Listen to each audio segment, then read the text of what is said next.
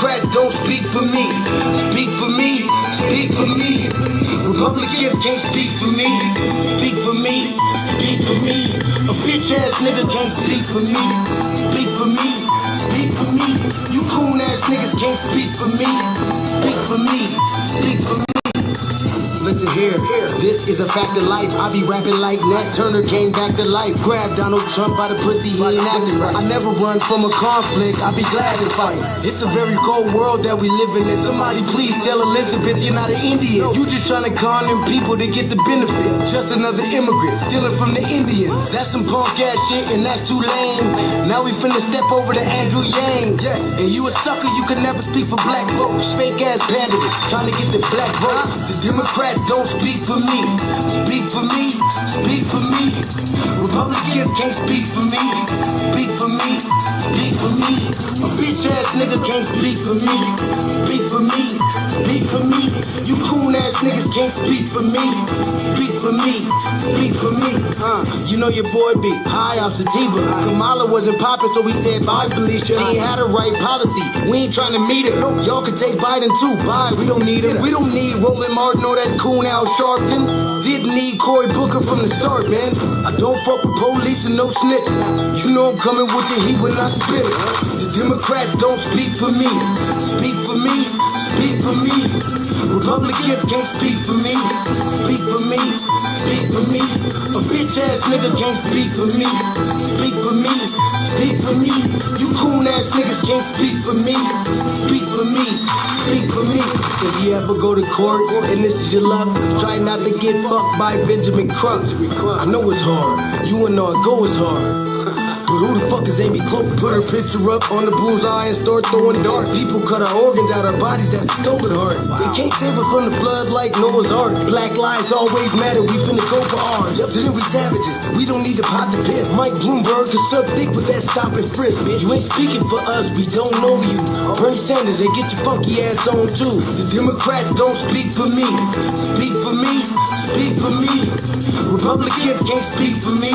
Speak for me, speak for me. A bitch ass nigga can't speak for me.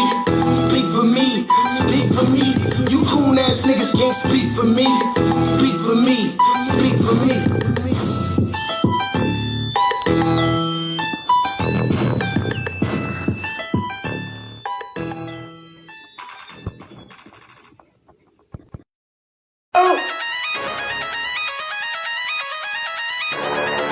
I'm talking about shout it going crazy. People going crazy in them motherfuckers. Run that shit back, man. But it's nothing. Nothing about a woman all day.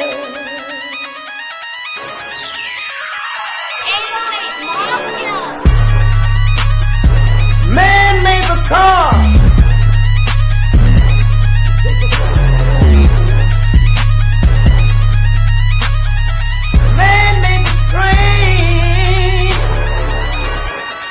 Carry the heavy load. Man made the electrolyte to take us out of the dark. Man made the boat for the water like the 7-millimeter. Man thinks about a little bit of baby girl and a baby boy. Man makes them happy because man makes them strong. But after man make everything we can, do you know that man makes money?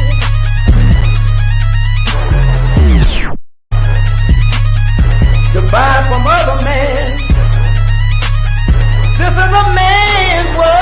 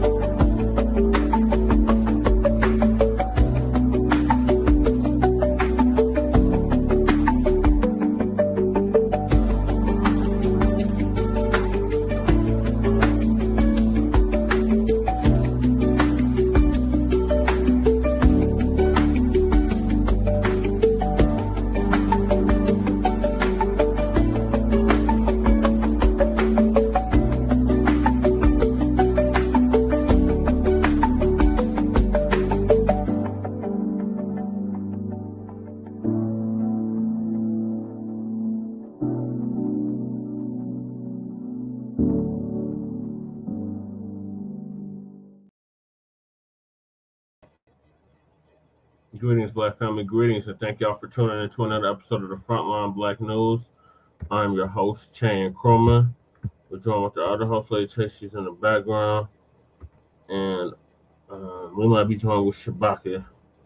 We shall see. And on this Season 5, Episode 41 of the Front Line Blacc News, we'll be discussing several topics.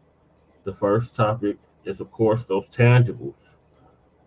It's the year and a decade of tangibles. We're going to continue to mass up the tangible for our vote between now and 2100. So like Mac has put in the chat, tangibles 2025 to 2100. Then we got community reacts to new DPD proposal to discipline officers. Town hall meeting with the chief of Denver Police at Jeff's Cultural Center. Student found with a gun at East High School. Did you know that blacks were the original cowboys? 475 illegal immigrants arrested. Record-breaking ICE raid at Hyundai plant. Then are foreigners trying to use celebrities to tether onto FBA Lineage? Why you can't pay to be added to the B1 Rolodex, the 7 levels of racism are racist, and who really leads the world in baby mama culture. We are based out of East Denver, North Aurora, Colorado. We give the news from a frontline and Black first perspective. We are part of the new Blacc Media and are also the signal boosters of the new Blacc Media. We have been around for 5 seasons now and counting. And we have several platforms that are part of the Frontline campaign. Frontline Blacc News being one of the first, starting back in 2020, 2021. Please join us on StreamYard, YouTube, Frontline Blacc News. The links to all of our channels are in the description. Frontline Blacc News is in the description. My personal page, Jesse Paris, aka Chan Chroma, is in the description. The RBA is in the description. Jay Militant's channel is in the description. Kukizi, who does our intro tracks, link is also in the description. And the Church of Black Power, our brother out of Watts, California, Houston, his link is also in the description. And also we have the petition for reparations. Please sign it. That's also in the description. Support the GoFundMe Lady Che has set up. That's also in the description. And we got a copyright disclaimer under Section 107 of the Copyright Act of 1976. Allowances made for fair use for purposes such as criticism, comment, news reporting, teaching, scholarship, education, and research. And then I don't own the rights to the music. And if you don't understand racism and white supremacy, what it is and how it works, everything else you think you understand will only confuse you in all 9 areas of human activity, which are economics, education, entertainment, labor, law, politics, religion, sex, and war, and some say health and nutrition. ProduceJustice.com. RIP to the great Neely Fuller Jr. this past February. And then when you a black person are captured by any race soldier, you must never fuss, fight, or flee. Comply and defend yourself in court. Also by the great Neely Fuller Jr. ProduceJustice.com. And then racism, white supremacy is conscious and subconscious behavior to maintain white genetic survival, to prevent white genetic annihilation. Dr. Frances Cress Wilson. RIP to her as well. She transitioned in 2016. So those are the topics. Thank y'all for tuning in. Sorry we're running a little bit late. I had to bring the cats over here, so I had to get them situated before we went live. So there's that. I see you, Twin. I see you, Mac. I see you, Crew. He wants to salute to you.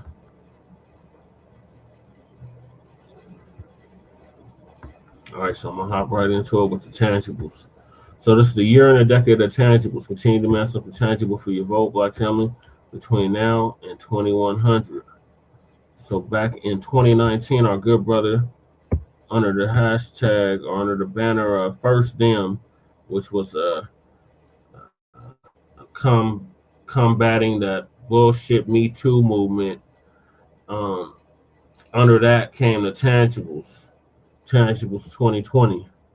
And in it was detailing everything that we, meaning the foundational Black Americans, descendants of American child slavery freedmen, we're going to be demanding from the two-party system. So let me share my screen so y'all can see what I'm reading. There we go. So, like I said, First Them and then Tangibles 2020. So since it's no longer 2020, obviously that's came and gone. It's 2025 now, but the message still remains the same, no matter what year it is. So the 2026 midterm elections are coming up. There's several elections in major cities like New York City have an election this year in 2025. And the next Denver election is in 2027. And the next presidential election is in 2028. All those elections are coming up. And foundational Black Americans are going to reject the 50-year-old plus malign neglect policy that has been implemented by the political system. This malign neglect policy mandates that Black Americans should be ignored and only mentioned in vague and non-specific terms. God damn it. Hold on, y'all. This thing just died on me. Foundational Black Americans in the groups with minorities, immigrants, people of color, marginalized, downtrodden, underserved, underprivileged, underrepresented, etc., has only hindered the progress of Black Americans as a group while providing tangible benefits for other groups. In this election cycle, meaning, like I said, it's 2025 now, there's local elections going on in several major cities like New York City. 2026, the midterm elections. 2027, the next Denver election. And 2028, the next presidential election. Black Americans are going to insist that our needs are specifically met by politicians who are seeking our vote. Foundational Black Americans want tangible benefits, specifically for us. We do not want trickle-down, secondary benefits that are provided for every group. Every group has not been systematically marginalized and disenfranchised in every area of society as foundational Black Americans. So we refuse to be lumped in with groups who often assist in the exploitation and disenfranchisement of Black Americans. So politicians must offer tangibles, specifically the foundational Black Americans, or we simply will not vote for them. Be sure to spread this message far and wide on social media using the hashtag Tangibles2020. And that's exactly what we've been doing for the past 5 years, or actually 6 years now. Spreading this message far and wide on social media. And shout out to the kiddies. This is their first time out and about on the rough, tough, and dangerous, and they didn't really like it. They was crying all the way. But they'll be straight. Yep, FBA first, Max 285. That's right. So when we talk about tangibles, we're talking about something that's real, something with substance, something you can count, measure, feel with your own hand, i.e. reparations, direct lineage-based cash payments to the descendants of American child slavery freedmen, an anti-Black hate crime bill. At this point, we have to be even more specific, an anti-FBA hate crime bill. Land grants, tax-free exemption, lineage-based tangible policy. That's what we're talking about when we're talking about tangibles. So, no longer symbolism. We don't want symbolism. Hey, Michael, I'm sorry I didn't call you back. But yeah, that's what's up. You gotta I gotta talk to you because you said that you got a meeting. You want to set up a meeting with Maxine Waters. That should be very interesting. Yes, you are. You are the man, and I applaud you for fighting for cash payment reparations for Black American freedmen of chattel slavery and other tangibles. Thank you, Michael. Much appreciated.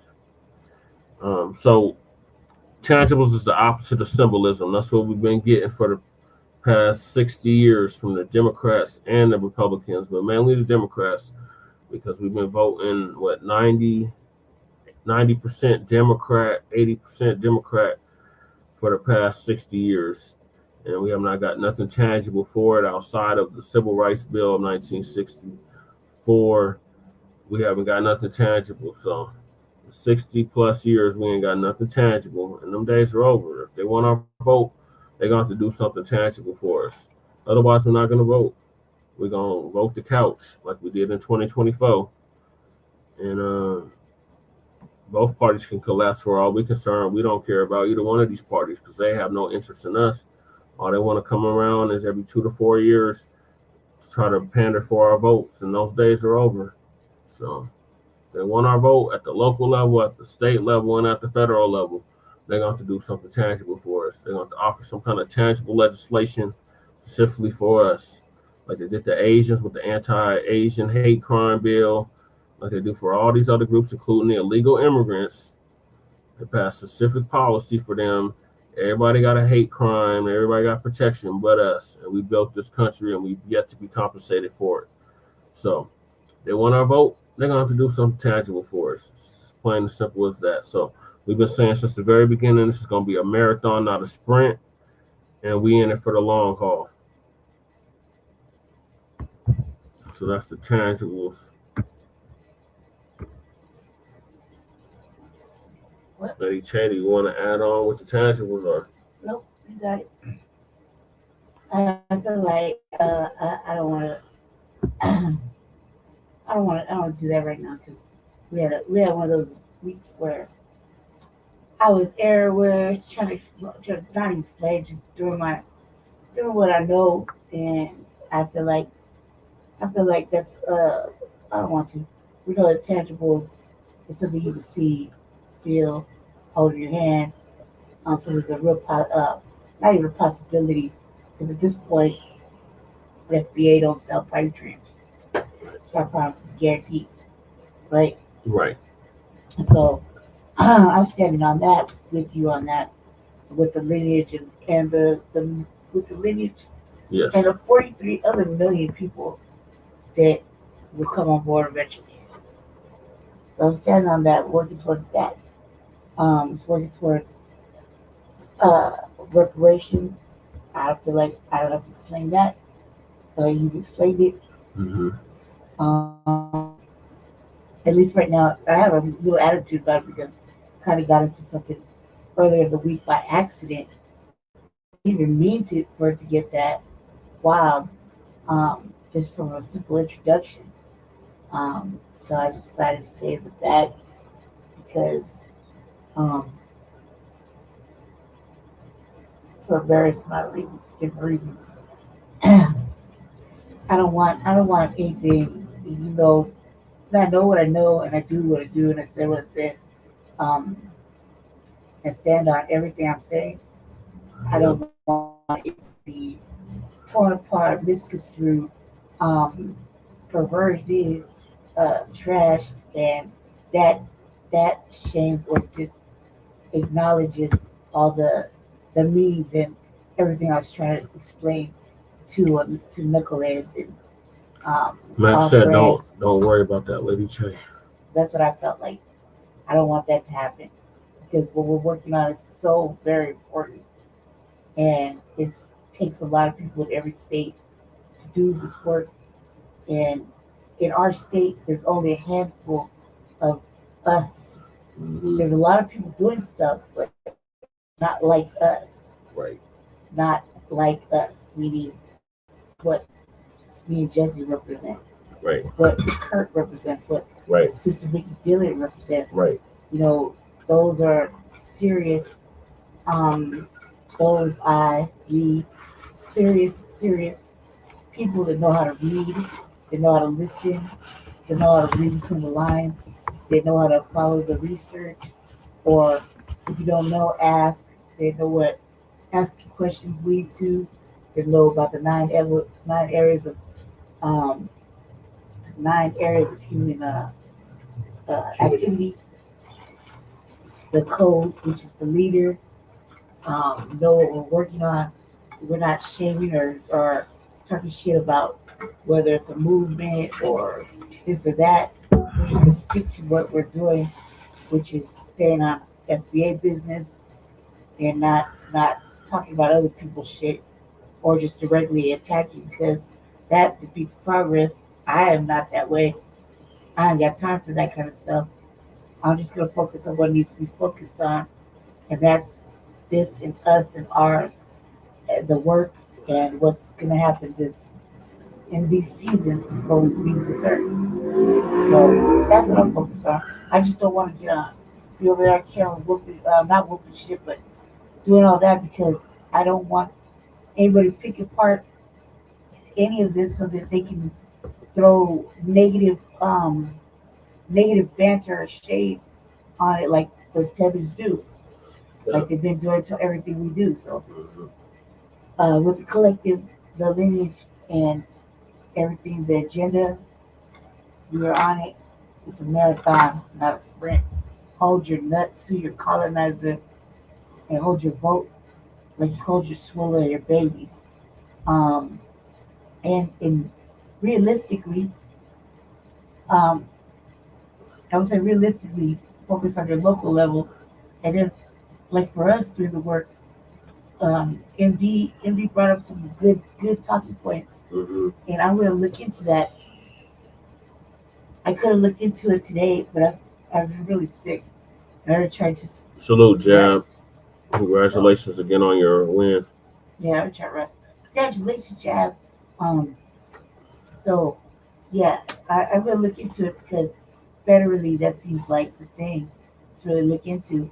So he brought up some things to really add to my work, which will later eventually add to the collective conversation. So shout out to everybody. Shout out for all people viewers that are watching. Thank you for coming. Thank you, chat. I'm in the back. I don't know who's there or who isn't. Michael's here, Jab's here, Twins Matt. here, Max here, Crow's here. Matt, Crew, Twin. Who else is Shout here? out Ray. Shout out Michael Pan. That's our friend. Who else? Ray, Mac, Twin, Jab. Who else? That's it right now. Yeah. Shout out to the fellas. Thanks for holding us down. Carry on.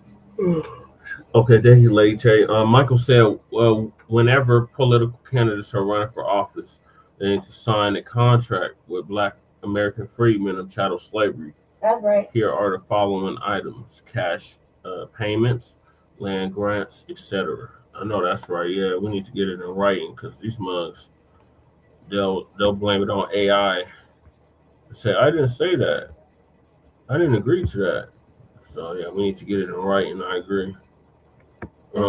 Mac 285 said, don't worry about that, Lady Tay. And then he said exactly what you were saying. And then Mac, excuse me, not Mac, but Michael said, Lady Tay, how are you doing today? Oh, I said, barely. I'm a divine. I'm like a starseed, like a divine creature. So, when I get stressed out or overwhelmed, I don't even realize it, but my body starts telling me that I am, and it's been just deteriorating. The angrier and more upset I get, body just starts to fall apart.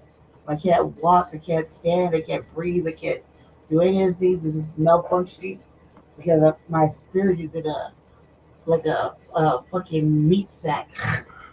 But I've just trying to explain this to Jesse for like 5 years that I'm a being of light and I need to be happy all the time so that I can maneuver, I can manifest good things, my work doesn't suffer, I can take care of myself, my body isn't breaking down, you know what I mean? I'm not falling apart. It's just the way it is. It's just how it is. You'll only see this type of people come into the world very rarely. I would try to explain that to Jesse, but Jesse just thinks I'm just a regular motherfucker and I can handle it. But you don't realize that my light is gone now. I always say it's all his fault. Because it's all his fault. And that um it'll never come back, no matter what I do. Because that's the way it is. But now that I've had that realization, I reminded him of that today that I have to heal in order to get well.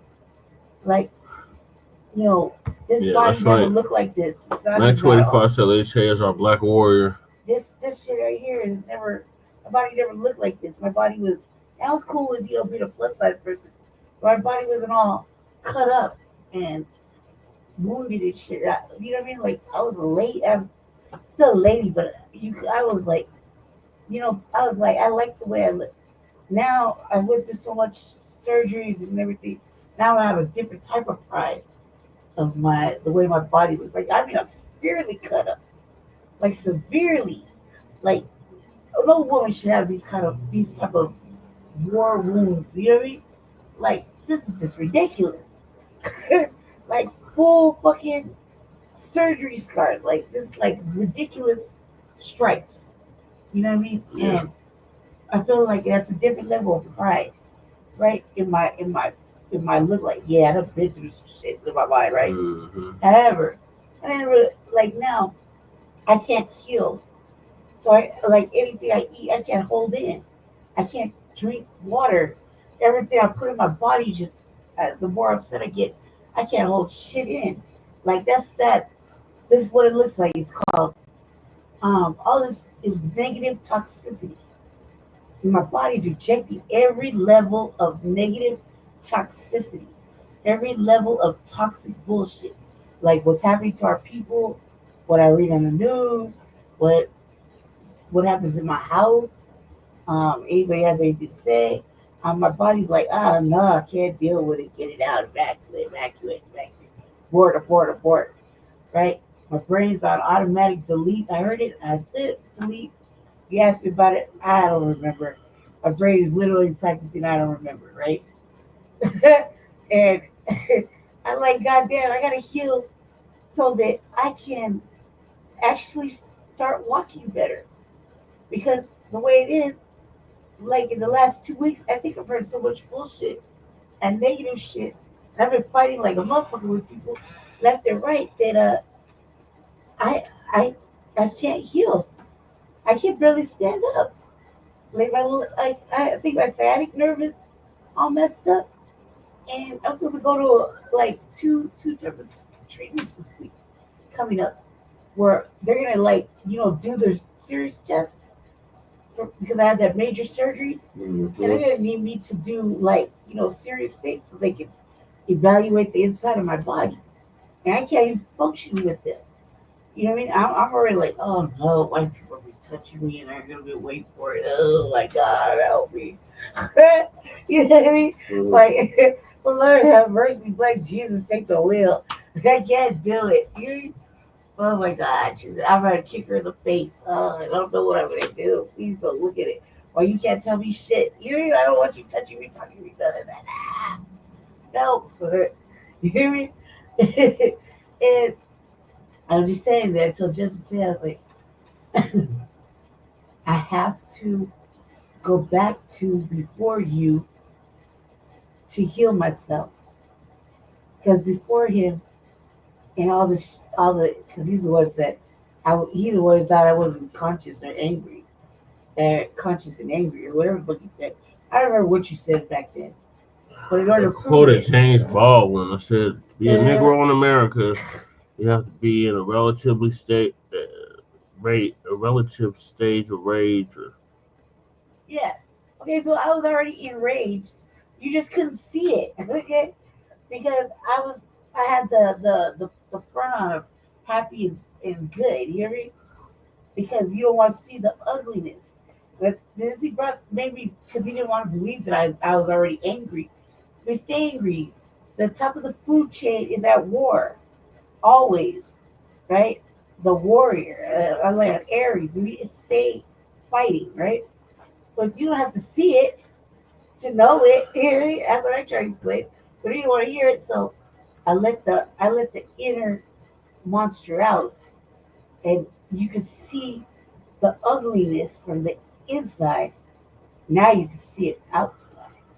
And I never looked like this. Like I never, like it's never like just turned itself. That's why I said I'm like this is different type of star seed in a fucking meat sack. You know, just coming out like you should have to see what my monster looks like. Because now it's just taking over. Because Jesse didn't believe. Yeah, Jesse couldn't believe. So it's all Jesse's fault, really, to be honest. He can't even lie and say it isn't. It's all his fault. Yeah, because I didn't think you was taking it seriously enough. Because I And I made had to run jokes. for political office. Like, ain't nothing joking about it. Yeah, Like, like that. It's like, yeah. But then who didn't? Who took it seriously though? Cause I did. I took it seriously. I'm the one who helped. But I didn't have to show you all serious. Like you just didn't know. Like I didn't know. you should just know. Like I tell you, know. that should be the I didn't reason. know. I I had to said see I it from. take it seriously. I'm like you. I had to see it to believe it. But no, because you don't. Yes, You should I just take my do. word for it. Like that's just what it is. I don't have to. It didn't behoove me to lie. What the fuck was I trying to lie for? I don't have to keep you. You know what I mean? Like it's not a trap you situation. It's not like, oh my god, if I don't tell him this, he's not gonna believe. He'll leave. What am I gonna do? Okay, where I are you? can't make it. He's like the first dude ever I've Change ever had in on my life. on What am I a gonna ranch. do? Lady Shay, what does that have to do with the tangibles? The whole point is is that I want to stay in the cut because I'm not well enough to talk to him because I'm so angry because I'm seeing it. And the fact that we were on that place with, I mean, we knew those kind of people existed in the world. Tethers like babblers, anchor babies, code switchers, a whole bunch of living in delusional grandeur of their own brain, those kind of things. I just felt like I didn't want to embarrass anything else anymore. You know what I mean? Especially with what we're doing. It's so important. The work is so important. And I can't I can't stay quiet about it. And I can't heal myself either. So I'm trying to heal myself and that's what I'm trying to explain to you today. I want to, even if he looks angry, even if the situation is angry, I know I've been in a state of rage since I was a little girl. But now my body hurts and everything's breaking down because I can't handle the stress. You know what I'm saying? And in my mind, it's not even stressful, but the body says it is. You know what I mean? Like right now, just this little section I'm about to end it forward. Because right now, I'm gonna lie, two sentences. My my head hurts, but my eyes are literally leaking and swollen, and they hurt so bad. I can't even move. So I just wanted to say that, but it's because of stress. It's not gonna get better. So allow me to get better.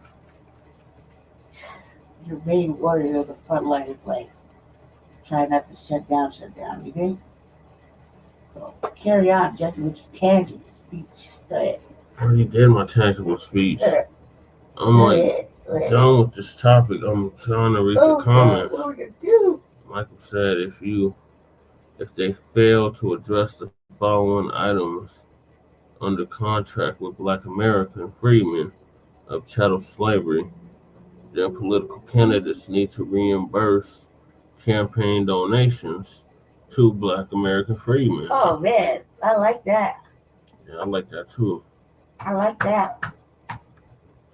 Max said that happens after surgery sometimes. Your immune system was interrupted. Hmm. I like that, Michael. He said Jesse David Serpa is running for governor of California, but he's against illegal immigration and does not support cash reparations. Ugh. What is your opinion about Donovan Sadiq supporting him for governor of California. I think he's only supporting him because he's against illegal immigration. He's against reparations. But he's also against illegal immigration. That's why we should support him. He's against all of that. Illegal immigration is like illegal immigration. That's against the law. But reparations is a whole separate subject. Okay, he's asking me a question. The answer is no. He's asking me, not you, Lady Che. He didn't say, Lady Che, what do you think? He asked me. My bad, I'm tapping back out. I forgot I was welcome back. Bye. I think I don't know what to think about this. I think the only reason why he's supporting him is because he's against illegal immigration. Right. That's my thoughts.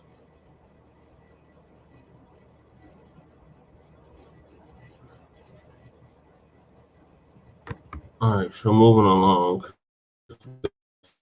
Tracks. I was not expecting to get a whole, what is it called? What is that shit called?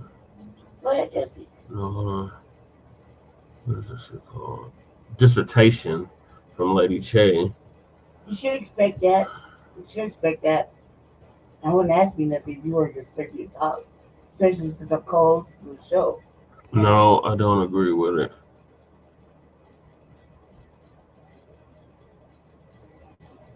The only thing I agree with is he's against illegal immigration, but if he's against reparations, then he's not getting my support.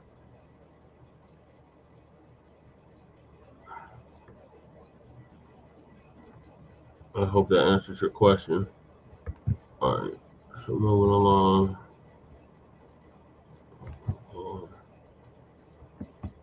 To the next topic, and that was this town hall that they had at Jeff's Cultural Center earlier that I got the very tail end of. So completely spaced out that it was today.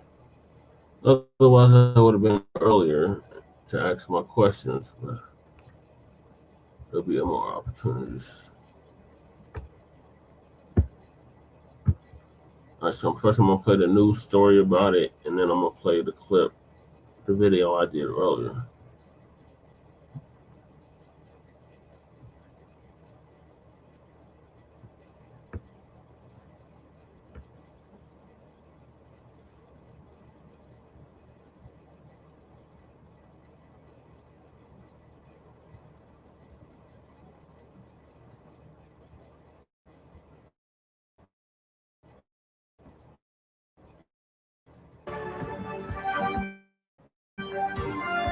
Time, Denver's police chief is answering questions this weekend from the public about a controversial proposal to change how officers are disciplined.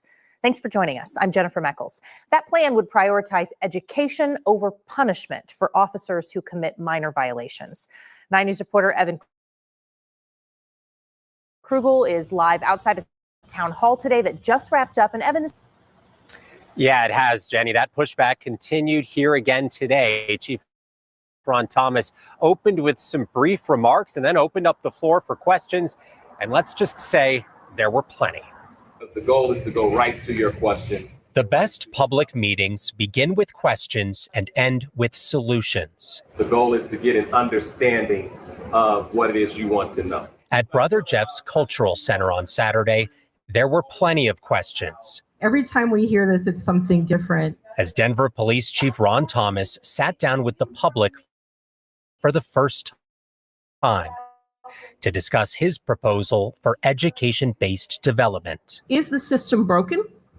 Where? How? Why is it broken? I will not go so far as to say the system is broken, but certainly the system has challenges. And the greatest challenge, I think, is the length of time that it takes to resolve a case. The plan would allow officers who commit minor infractions to receive training to correct their behavior instead of things like write-ups or suspensions. The chief says it'll move complaints through the system faster and help officers learn. At the end of the day, I think that is what our goal is to better develop officers who make mistakes. But critics worry it will reduce accountability. I am not opposed to more training. I don't believe anyone is opposed to more training. It is a completely different thing when you're saying that there will be no accountability. Chief Thomas took questions for nearly 2 hours, but despite offering plenty of answers, the questions still remain. Does that satisfy your question? No, but I'll accept it. Thank you. Okay. Now, this proposal would only apply to so-called low-level violations. Officers who commit serious violations would still be required to go through the formal discipline procedures. Meanwhile, a public comment on this will remain open through the end of the month. Denver, Evan Krugel, 9 News. And Evan, I think defining the difference between low-level versus very serious offenses here it might be a little bit hard to define, but have they given any examples of what like a minor discipline action might be? Yeah, the example he gave today was an officer who forgets to write up a report when they should have on something. That would be considered a minor violation. They don't want that process to take 6 to 9 months for the person to figure out why they never heard back from police. That's what the chief is saying. Meanwhile, the opposition is saying this could take away accountability on some of those reports that could be considered subjective in nature. So lots of questions on this. Sure. If you're curious about where those things fall into the breakdown, we got that posted on our website, 9news.com. All right, Evan Krugel reporting for us today. Evan, thanks for breaking it all down for us.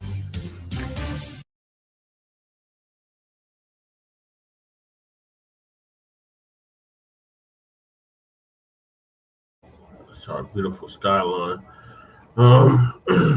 So to give y'all context, so back in 2003, my friend Paul Childs was killed by DPD.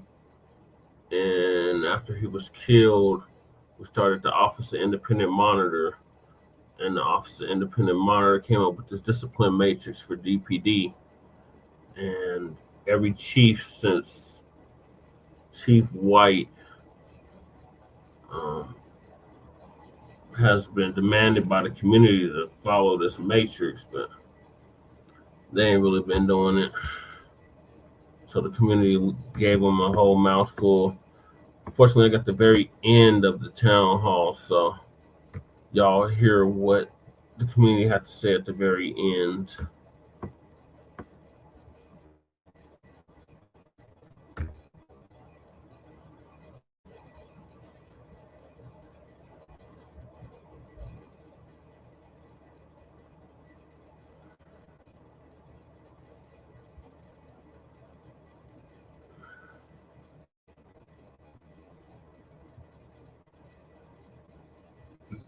Just because it is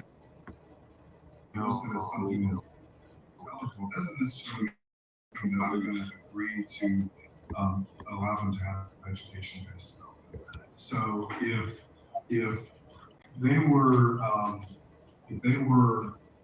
So I went to the great pantry, not knowing that the damn town hall was going on at the same time. So let's say that you observe them use force, and you come up and say, "Hey, can I get your badge number because I want to report what you saw?" And they don't provide it to you. They're not getting education-based development for that. And so each. I'm sorry, Aaron. How do we know that? Like, why? You said you're not getting it. I believe that you wouldn't say, like, you can go ahead and go to class with that. They refuse to give you the badge because they don't hold you accountable. But are you signing off on each and every single one of these? So right now you're hearing from Rashawn Bliss. He's been on the Reimagining Police and Public Safety Task Force since the very beginning, right along with me and Lady Che. He's also been part of the Denver Justice Project and CCJRC. So he's giving the chief a mouthful right now. Like I said, I got the very end of it. But he's basically hounding the chief about accountability within the DPD. Like, what's the process? I don't understand it. Yeah. So the process would be the process would be just like the process that currently exists. There would be a full investigation, so we would identify all of the facts and circumstances of that particular incident. Liz in her office would acknowledge that that was their own complete investigation. And then we would take a look at whether or not this is an appropriate situation for education-based development. In the fact pattern that you have laid out, I would say the answer to that is no. Can you, because again, I'm just trying to help us understand so I can get to like a bigger question I have, whether it's appropriate, is can you help me understand a situation in which there is an infraction? I'm trying to just look at the, so your question about the page number, I clicked on the link that was listed as your suggested, the title of this document is Operations Manual of Police Department. It's on page 6 or 7. There's a couple different tables with these numbers. It looks like we're looking at the same. And just those are and that's all it says. It just says getting a badge. And I'm sure there's codes next to that. I'm sure there's. But just to not even have to get into the weeds of that, I'm trying to help me understand that. I would like your help understanding in what situation is an infraction along that category, giving name and badge number, going to be helped by emotional intelligence.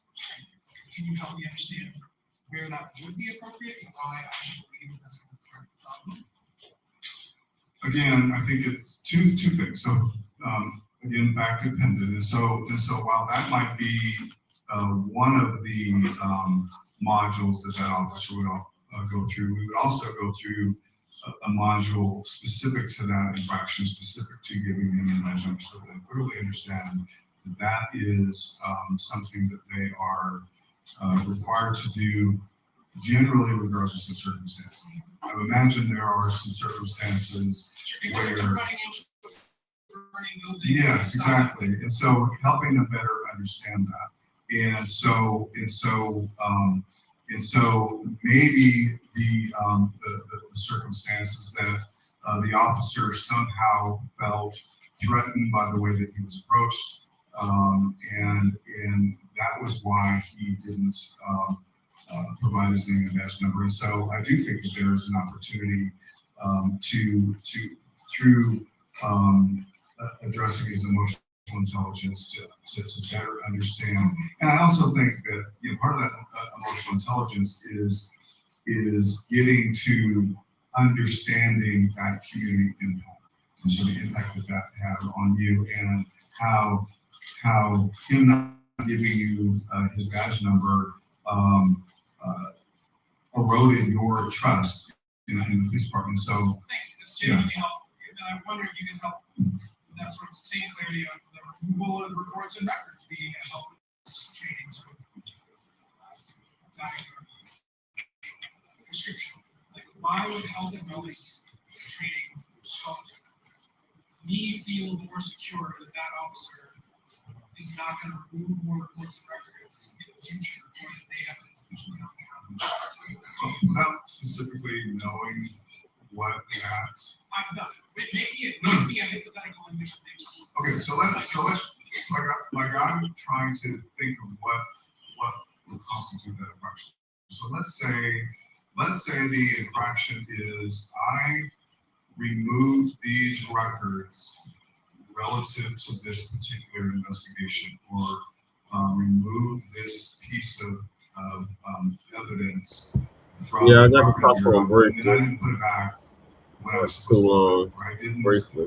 refile this report where it was supposed to be filed. And I talked to the independent monitor too. They got 2 spots open. Evidence is I was missing. trying to put me and Lady K on there, but it's in Jamboree. Yeah, I still have that. I just forgot it's in my locker. And so maybe there is an opportunity for them to benefit from some health and wellness education, but also again, they need to understand the policy, why it's there, and the impact that a violation of that policy, in this particular case, has on the agency, but potentially could have on the case. Okay, that's helpful. So this is helpful, and I promise I'm not going to take too much time. It helps me understand some of like why what we're proposing would make sense. And I hope that you've also understood why some of what we read as people who are skeptical of police and whether we ever hold them accountable at all sounds kind of crazy. That without deeper explanation and understanding, like this sounds like, oh, you're just gonna, this guy can deny me, try to hide from accountability, and you're gonna tell him to talk about political wellness. Like it comes off wrong from most people, an institution that's been coming off wrong to our community for a long time. And so I can tell you that as a long-term police accountability advocate, I would be able to trust this if my question is, would you be open to going through this matrix, this list of things that you are expanding as and making eligible for education-based discipline development? Would you go through Jeff's Cultural Center. Task Force representatives of the Task Force to United Police, and talk with, and go through and like renegotiate some of what's eligible, what's not, and what kind of trainings it should be eligible for, so that our community's representatives can have a say in the process of what we're going to have the consequences be for these individual actions. Because I think that if that sort of process took place, we would feel a lot better about this. Would you be open to such a process with the OIM and the revamping task force? Yes, and I have to say that. Are you willing to commit to it?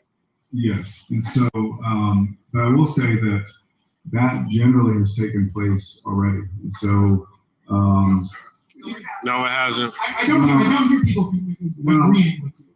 So maybe if it's not, if it's let's do it clear, let's go slower. There's a different question.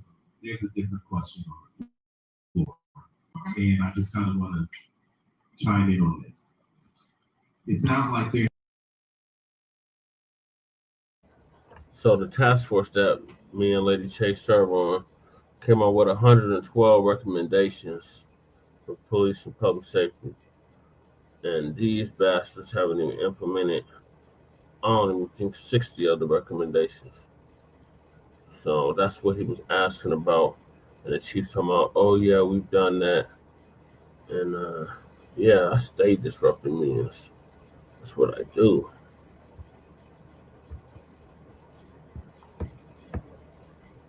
So I was calling out the bullshit. And that's why everybody was looking at me. So next to Rashawn is Mother Helen. Both me and Lady Che know her. She's related to some people that we know. So she's up there and she's about to start cussing Jeff out damn near. So y'all get to hear it. The individuals that were involved. This bastard here, he's a Democratic shill. He's basically our version of Roly-Poly Martin for Denver. He was all over on the Kamala train. He still got his damn Kamala banners on the side of the building. So the dude is really an enemy of our people, but he has a cultural center. So that's where the community come to gather for these town halls and such. Like I said, I just went there to break the goddamn pantry. I completely spaced out. There was a town hall meeting today. And it sounds like there are others who have been involved and not been involved. And you mentioned, the task force officer that have been, whoever they might be. He is. A specific question. She said yes. And so, without going back and forth with who was or who wasn't involved, I think that your question, Rashawn, is would you be open to having input from some very specific groups that may have been left out or perceived as left out to get more buy-in to the we have been left. Does that make sense? Yes, I'm just amending what you said. That's from, And I think the chief said yes. Yes, yes. I mean, again, you know, I've gone through the 120 plus recommendations. 112. So you have to correct 112. 130 specifications. I've gone through those. Initially, what I said is things that were I know because I helped her out. eligible, anything that was in category A through C. Amended that pretty significantly. Had a lot of help from the Office of the Independent Monitor, who identified certain specifications that she didn't believe should be eligible. So we presented the city council with these recommendations on the 1-year anniversary of George Floyd's killing. So that was back in 2021. What year is it now? 2025. So it's been 4 years and they still haven't implemented all 112 recommendations. So he wasn't the chief the whole time. He's just been the chief for about what, a year or two? And then prior to him was Chief Payson, and then Furman was the interim chief, and then Chief White. So we've been through like, how many chiefs is that? Chief White, Furman, Payson, and now Thomas. So 4 police chiefs, and they still have not implemented the damn recommendations. And to a large degree, I agree with her. No, we're in our final moments, and Helen, I'd love for you to get your question or comment. My statement, my comment, and my concern is for community. I'm not here representing independent monitoring because I got questions and concern with their process and their procedure. And then re-evaluating Interesting, Michael. community and bringing us aboard. I haven't seen any of that. Brother Jeff, you know I love you, right? But I don't appreciate the back and forth conversation you guys had without including community. Because I thought that's what we're here for, not a battle between who's right and who's wrong and what the circumference of the square is. You know, there's community in this room, right? And they haven't had a chance to speak up. Okay, there's community in this room that's been excluded. Let me just ask you something. Let me just ask you something, Mother Helen, specifically before this turns into corporations. Yeah, Coons with corporations. Rather than saying what didn't happen and who is or who isn't community, because everybody in here is community. Young people spoke. The opportunity for individuals to step up to that microphone has spoken. Individuals were able to give their comments in advance. That's what I got to say. Those questions asked, which the police chief addressed initially. Now, when you say community, it would be better for you to say, my name is Helen, and this is what I want to say, as opposed to what everybody else wanted to say. So, as a community person, ask your question.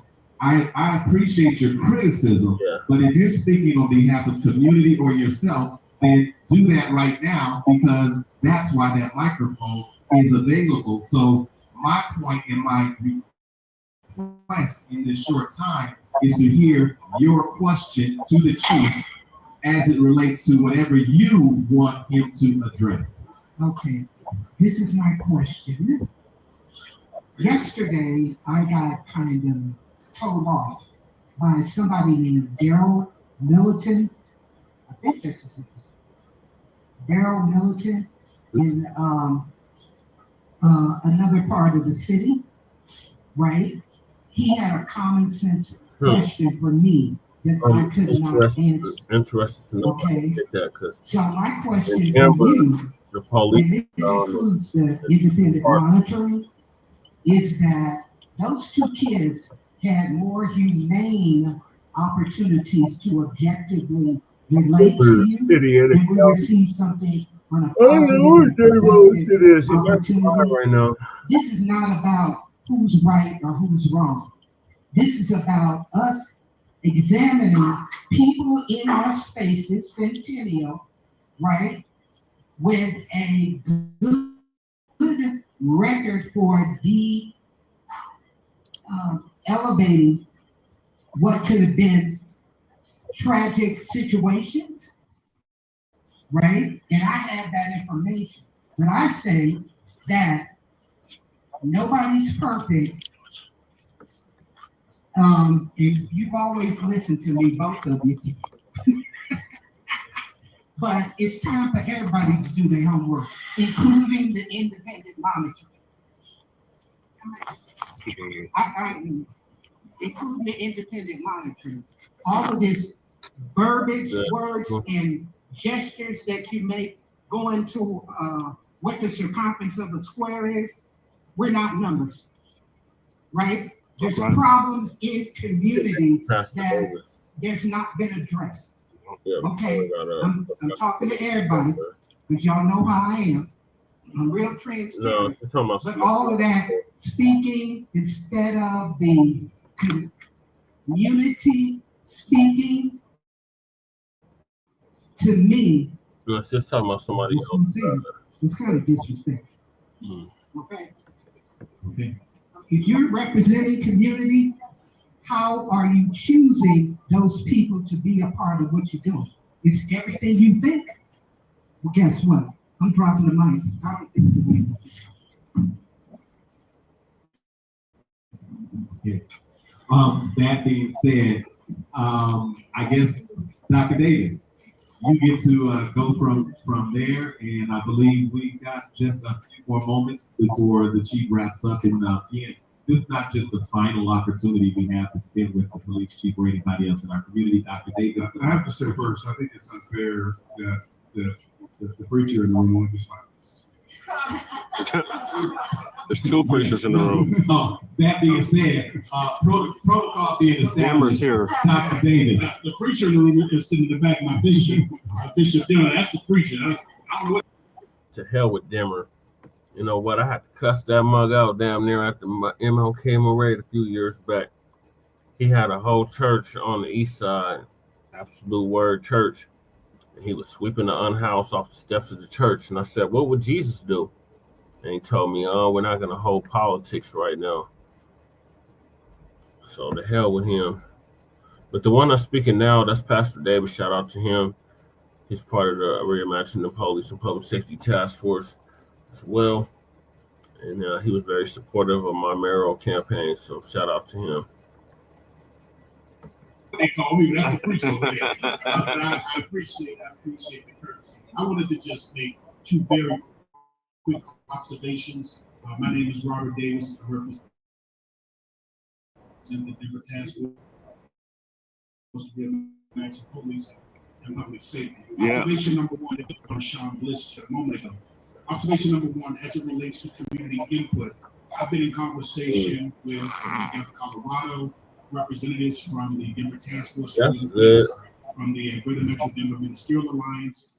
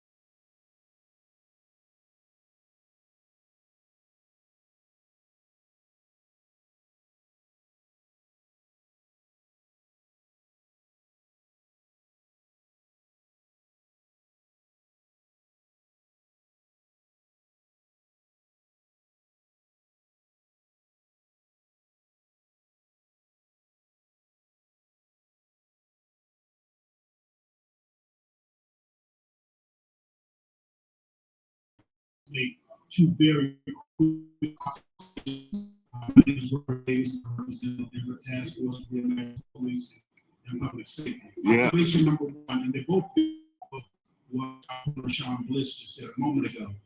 Observation number one, as it relates to community input.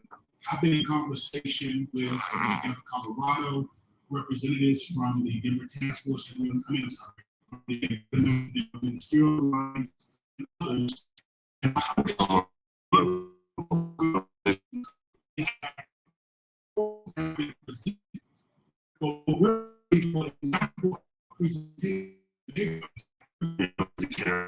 This is not a forum for a committee whereby the specifics of the conversation. We're asking for that conversation. This is a presentation itself.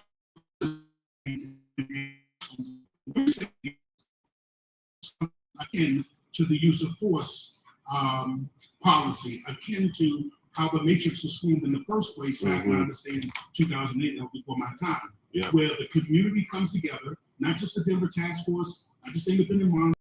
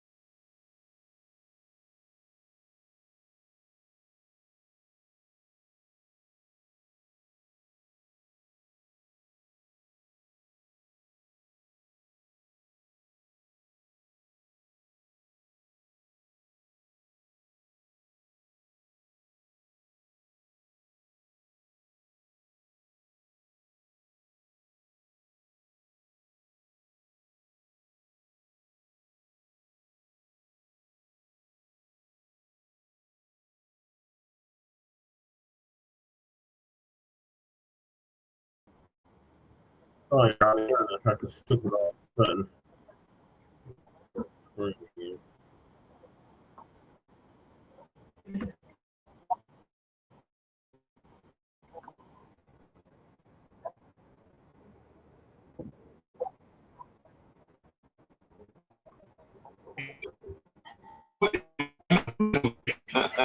I appreciate the courtesy. I wanted to just make two very quick observations.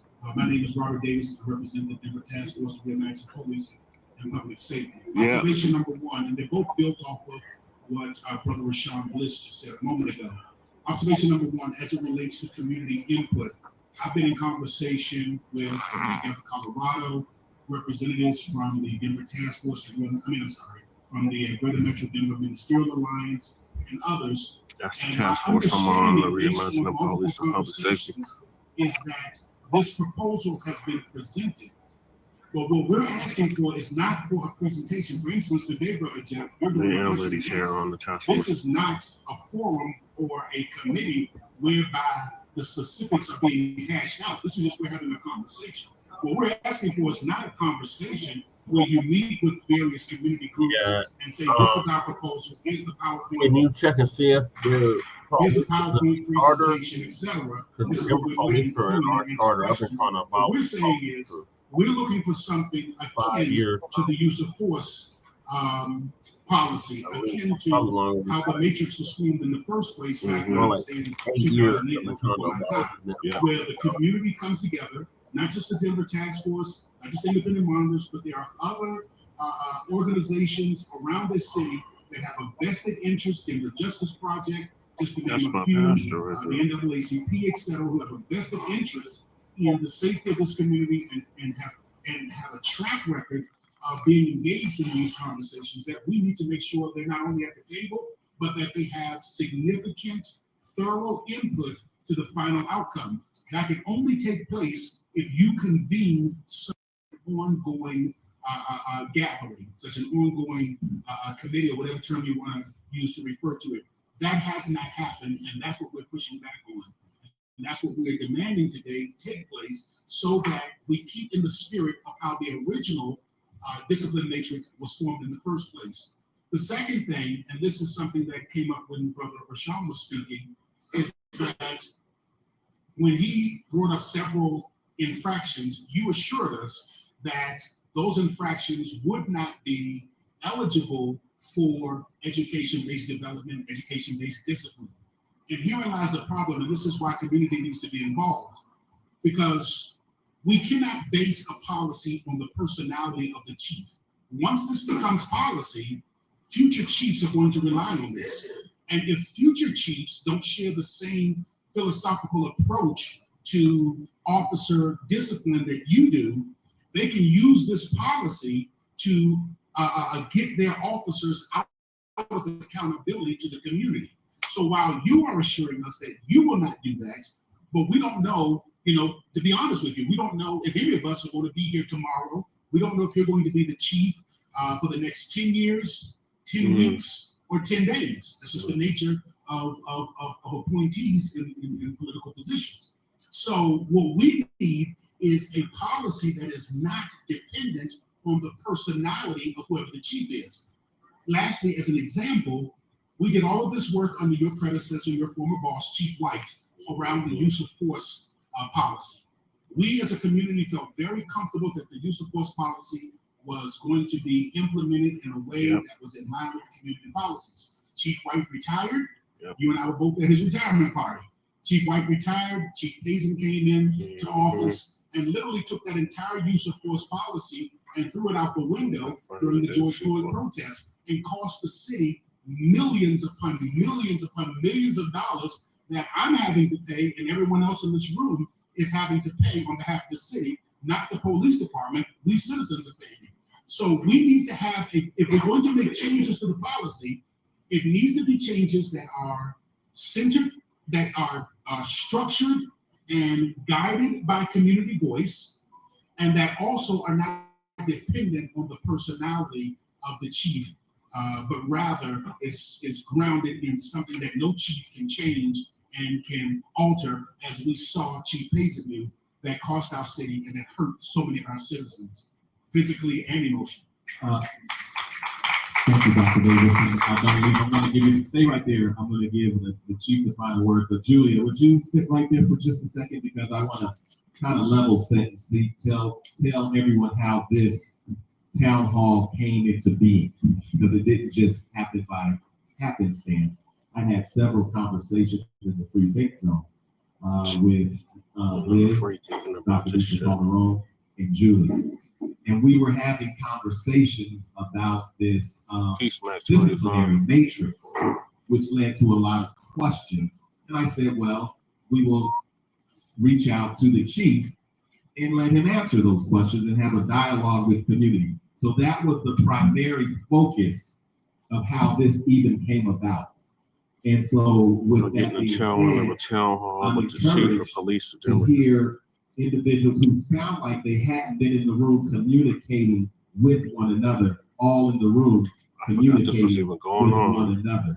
And then there were other questions that were posed by those who put in the RSVP. They asked their questions in the RSVP process, and everybody else was able to chime in from where they came as a participant. So Julia, because you were central to making this conversation happen, along with Dr. Lisa Calderon and Liz with the Office of the Independent Monitor, what would you like to add to or ask as we close this out? And we'll get the chief the final word. Julia, chair of the Citizen Oversight Board, and I would say that why this came about is that many community organizations came to us with their concerns. I think people were surprised at the first presentation of this information in December and didn't know this was coming. We ourselves did not know it was coming, and we've heard for the past 6 months from organizations who have said, we don't like this, we don't agree with it, we haven't been part of it, and we want the process to be different. I would say that the board itself is against this on its face. We are happy that the chief is listening to our concerns and making modifications to the policy, but we don't agree with the policy in the first place. And so there's no amount of sort of winding down the river of updates that will make us feel that this is not going to erase the oversight that the city has. Oh, Jeff or Pastor I David? think we are well aligned in the need to make the process Which more one are efficient, you talking about? more engaged and more transparent for the officers that are involved. Pastor Davis, yes, Based he's on the outcomes that they receive. direct lineage. But more importantly, for the community, to ensure that public servants who have a high degree of power also have a high degree of accountability to the community that they're serving in. The consequence of bad conduct at the hands of a police officer is severe, and the discipline process needs to take that significantly into account. So appreciate the forum today. Really welcome additional community feedback. If folks don't know about the Citizen Oversight Board, there are many board members here who would love to talk with you about that. We also have 2 openings right now on the board, and so we'd love to get members who are here today to join us. I want to thank everybody for being here. I think that a lot is covered. I'm really encouraged that fall for that. It sounds like those of you are going to sit down and at least have a conversation collectively, or an expanded conversation, which may or may not have taken place. And Chief White, Chief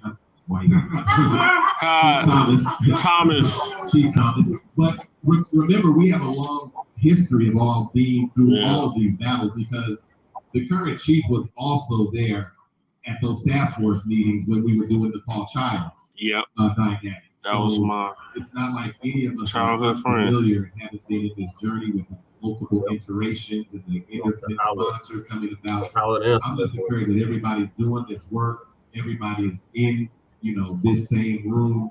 And Chief Thomas, I want to say thank you for coming and spending not only this time, but we most definitely should. He had a butter knife that shot and killed him. We want to do a town hall with the sheriff. He is right there. So. Jiggins. So, and for everybody who was pointing at somebody else, they are more than happy to sit and have conversations about whatever you would like to have. But Chief Thomas, I want to just thank you for this time, this town hall, and I want to give you the final words.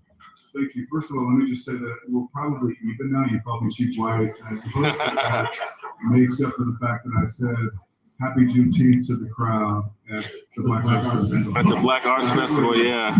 Those are actions, by the way. Yeah, I remember that. Exactly. So I don't know. I have to see what class we're going to take.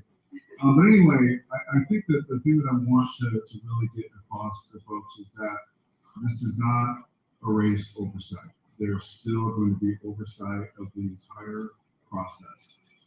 This doesn't remove the OIN from anything. It doesn't take away their power to make recommendations or continue that oversight. And so I think that this is not the monumental shift that I think it's been advertised as. Right. I listen, Mighty Teamster, I know you wanted to ask the chief something. I know you're sitting there.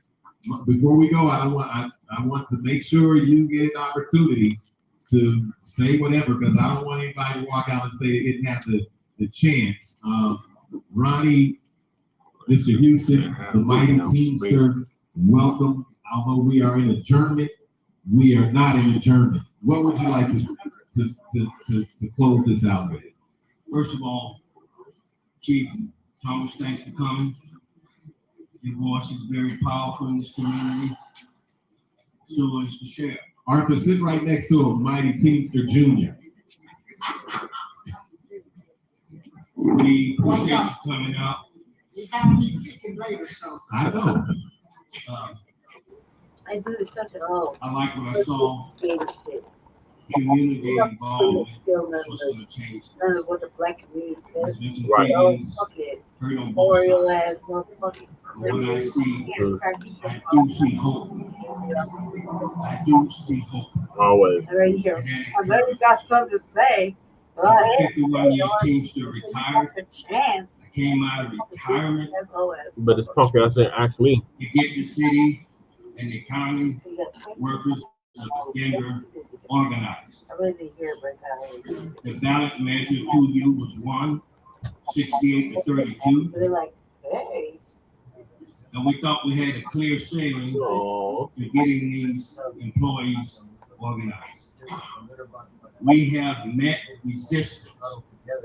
The police, they called the police on us. All we trying to do is do what the citizens voted for.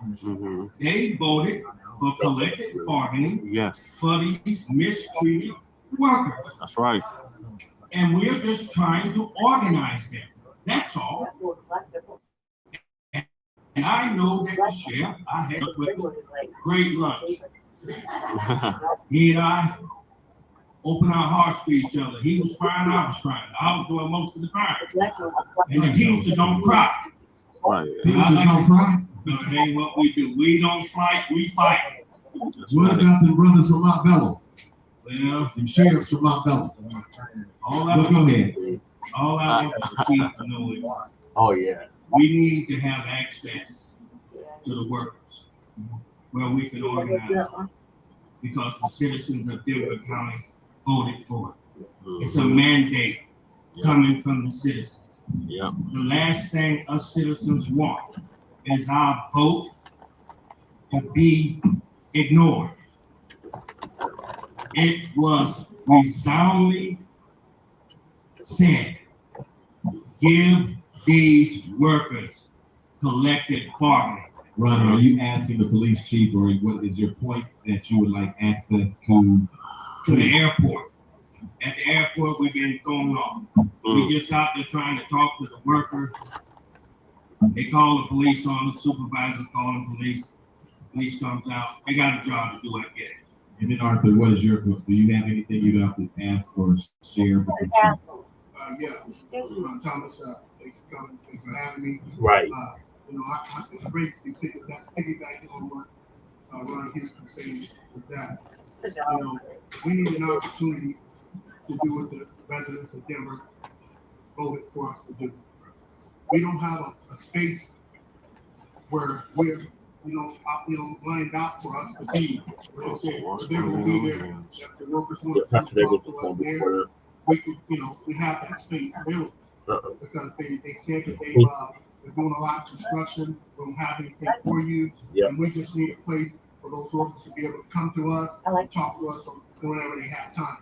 And because we don't have that, then we're running around looking for them and going to their houses, and just it makes it very difficult for us to talk to them. We just like any help from the sheriff, the police department, anybody we can get to create us a space that we can operate in where the people can come to us rather than us chasing them all over the city. Yeah, no, I understand that, and thankfully I know Bill Washington well, and I can have a conversation with him. All right, you all. A round of applause. Thank you for being on this podcast. We appreciate it. And if you go down swinging. We just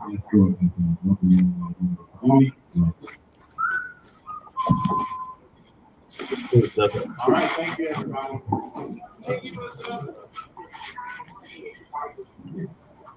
Hey, Gianna, thanks for coming.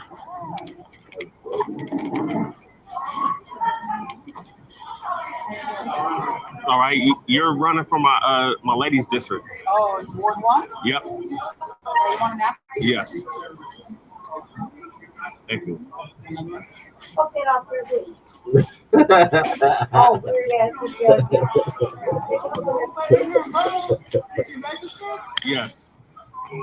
She was actually going to run, but she had a serious health issue, so she wasn't able to run.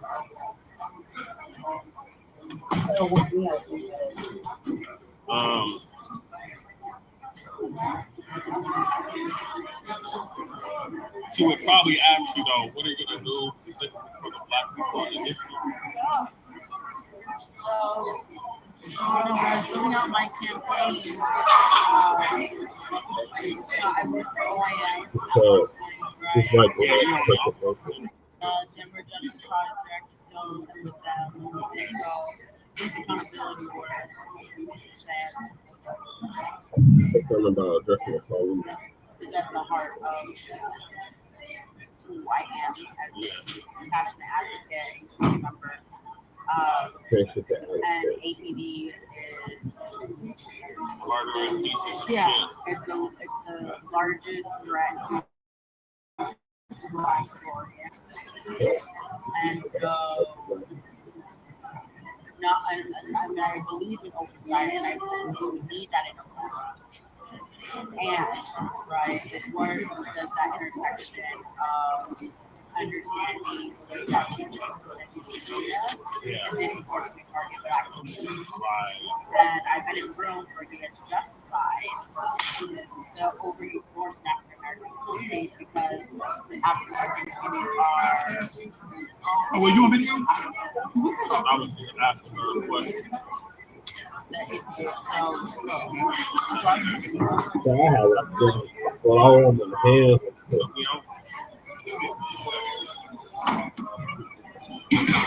I was eating it now. I'm Jesse.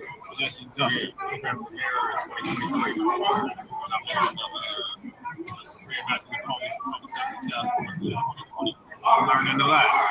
Seems like y'all are busy. Seems like this is the moment too. I'm learning a lot. Like I'm out there, but obviously all things police in Colorado is like super hot right now.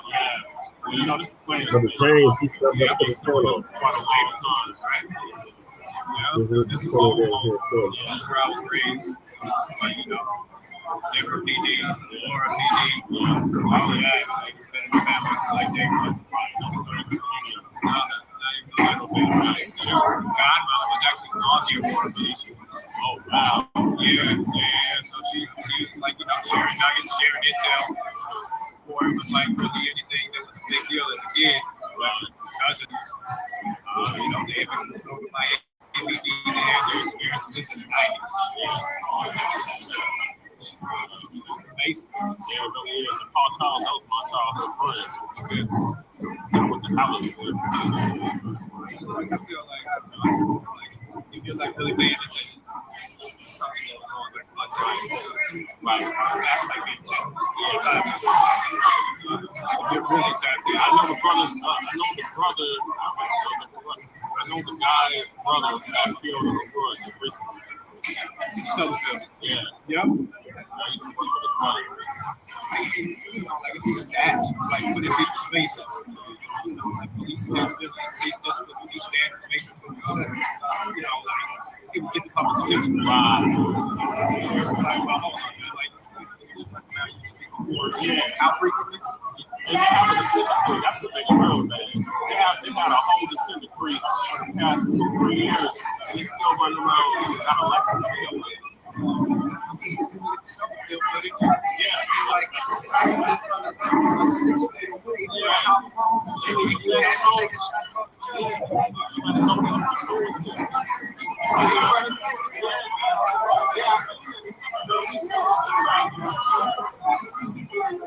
They're held to the lowest standard. Somebody who's walking around with a camera. Lowest standard.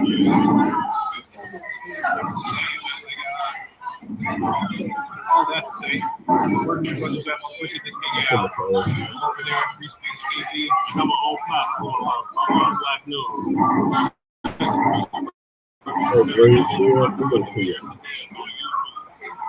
Just getting very by mistake. It's a whole nother reason for the creator.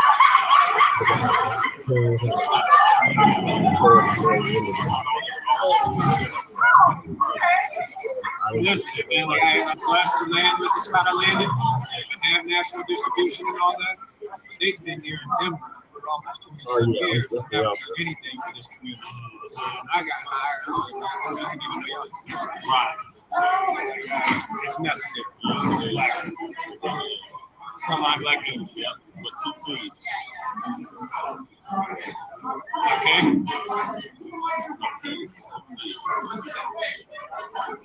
See. fix that today. Don't work. All right, y'all. Yeah, so top chicken and macaroni and cheese. Yeah. All right, so that's the end of that. So what are your thoughts, ladies here? I have the live video, the whole video. I'll recap it on the RBA. My thoughts is with the lady running for office in my area. Like I said before, I don't know who that broad is. I patrol the streets actively, religiously in this neighborhood at all sorts of different hours. Like, who the fuck is that little off-brand? Oh, they try to talk about, this and that. But really, on her fucking file, her little flyer that came, and she slid under the door because we didn't answer when she knocked. Because, we like real motherfuckers. She knocked on the door, we're like, shh. You expect somebody? No. Shh. And we answered the door when that old off-brand looking at Scooby ass lady knocked on the door. We're not for it. When she left, we all looked at it. Like, oh, kiss ass shit. Or whatever, using the same municipal colors as the municipal building. Like, oh, weird ass off-brand. Right? Talking about she got a first generation, some sort of generational motherfucking immigrant. An immigrant on her side of the family. She's interested in immigrant fucking whatever the fuck. That's her agenda, right? Of course, it's her agenda. Yeah. You know what I mean? And she's talking about alternative policing. What does that mean? That's always what they talk about. That nothing's ever gonna change with that. It's fucking whatever she was talking about. I was like, I don't even know what this means. It's like that weird, goofy ass political conversations. Like it's like vague and ambiguous. You know what I mean? So I was like, I don't know what the fuck this bitch is. I never seen this bitch. And that's leave me. You think I don't be looking at things? I be wearing my fucking feeling blockers all day long. I see everything. I see it. I hear it. I acknowledge. I don't talk to them. Whatever. Because I've never seen this broad. Talking she worked for office. This that. All right. And I hear her voice right there. I was like, yeah, and no. And you believe that you're only there because it's election season. You ain't never came in these spaces. Right. First of all, I'm not allowed in that building. I'm in that building is because somebody else let me in the building when something's happening. I'm not allowed because I said, "Oh boy, was butt broke." Yeah. You know what I mean? I ain't allowed because I was just talking shit, religious shit, all day. Yeah, I know. That's some crazy nowhere. shit, Breeze. I'm banned all over the place. And just because I was saying this. But he lives in Aurora, so I can't be too mad at him. The stuff that they're talking about, a lot of things happen that are happening in the city. I don't think people are really. They're just asking. They're not telling. I have to tell you what to do type energy. I'm not gonna ask you shit. Asking you is gonna allow you to say no or come up with some other answer. Like, no, you're gonna do this. Like, no more asking. Asking that's so, fucking 600 years ago. You know what I mean? Let's not ask no more. Let's just tell them. Yeah. You're going to do this. You start forcing their hand. You're going to do this. You know what I mean? Like with the shit with the fraternal order, it's different in Denver, it's different in Aurora, it's different in Arapahoe County. Yeah. In Aurora, where that stuff happened recently, that was through around Aurora municipal. We have a home rule and a municipality rule and charter rules. Yeah. It's very, very different from Arapahoe County and the county rules and regulations there. You know what I mean? They don't operate the same way. Now, the fraternal order, they call my phone every goddamn day. And they call from all kind of numbers. You hear my shit? I got DNA. And it say, them folk. Damning, begging. Every like nine numbers on there, labeled as that. Them folk don't answer. Do not answer. Why? Because they'll call it to start with, the police. No, thank you. Can we get it? No, thank you. Why? I don't support the police. Why? Because they shoot people. What the fuck am I paying for you to kill me or my brother? Yeah. No, Stupid. I pay you for it to harass me? No, that's stupid. Bitch. No, find money the other way. Why don't you go to your big dollar donors and your agencies that nobody want to talk about? You know what I mean? They actually pull your strings. Stop playing with me. You know what I mean? No amount of dick sucking that white lady does is going to really make a difference to me. If I have my way of things, you're not getting no more money. Yeah, they be begging all the time. Call asking for dollars and shit. Can the police count on your donation? No, fuck they can't. Right? I'll treat you like a motherfucking poor kid. I'm looking at you just starving. Like I don't know if I got it for you, cuz. Like, no. The answer is no, I'm afraid not. Why don't you ask them white people that you love so much? Stop calling these motherfuckers phones. So yeah, no, they fundraising right now. It's election season. So any answer these alleged off-white candidates. Aurora got an election going on right now. All these candidates are asking. Like that's what he's talking about with that lady. Asking for something. Listen, they're gonna do what was called polite pleasantries and pandering. They'll say whatever to get the black vote right now. Passe, that's what he's saying. Yeah, that's no, they just so yeah, they'll just say, let me just answer this question. See how long it took her to ask her? Mm-hmm. You should see her flyer though. She's all about the immigrants. Yep. So whatever she said right there, first of all, she ain't been in that spot. If she has, I don't notice. Even if she does, I don't care. She don't represent me. It's already a red flag. You know, Jeff probably already endorsed her too. She don't represent me. She don't speak for me. You know what I mean? He probably already had her on the show and all that shit. Who knows? I don't want to know. I got privy to that thing because Jesse got banned like so many times. Yeah. So I got privy Fuck to them. They talking about their free thinking. Ain't nothing free thinking about that coon zone. But the reason I got privy to it is so that we can know what's going on in the neighborhood. Yeah. And what kind of little black outings and shit is happening. Because allegedly that's what he does. But he's really an enemy to the black people. Yeah. He's a coon and a shill. Yeah, he's a Democratic shill, big time Democratic shill. How you gonna be a millionaire begging the poor? Yeah, I need to stop that Sears. She needs to go. That damn Winston Sears. Yeah, so just want to say that. Last I heard, the white girl was beating her though, but I guess she's starting to catch up to her. I just want to say this too. Also, I can't Spalding or something. Anything candidates are saying right now in these that are not black first-minded representatives, or don't even have black people at their heart when they are running on an election. Aurora is not a home state. I got one baby. Aurora is not a sanctuary city, so Aurora gives that work to the immigration police. Mm-hmm. Nice shit. Yeah, there's an ICE facility in Aurora. Right, like really, when I know they're coming, don't let me catch me outside flagging them down and showing them where it is. You know what I mean? Because I'm mad. I'm really mad.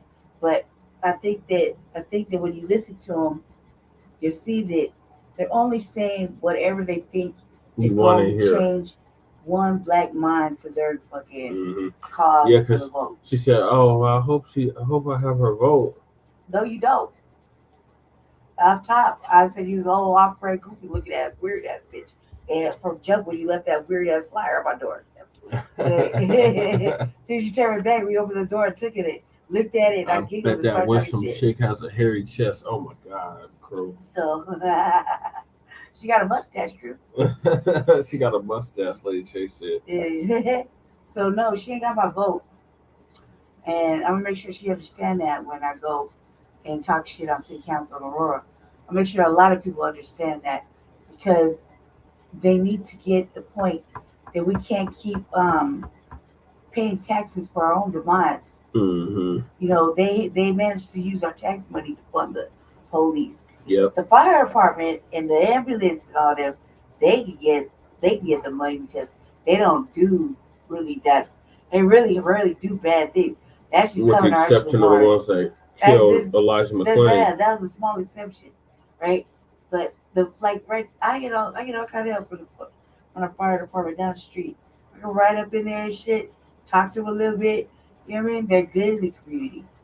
they're good in the community. Yeah. You know, they do good works. They're decent folk in there. And when I was really sick and they had to drag my ass out of this bitch, Yeah. they was carrying a dead body, man. They did the work. They did the work. Yeah, but, they did. but like they're good. They can get all the support and endorsement verbally they can handle. But the police, fuck Fuck them. no. Fuck them. And since that day, they've been riding around too deep. Yeah. Too deep on Slow Creek. Real shit.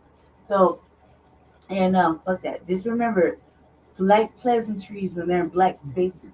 Mm-hmm. Even if they look black, they don't represent black. Right. They represent what we were paying their purse to get on. You know? They're Democrats. They're D first. They're not B1.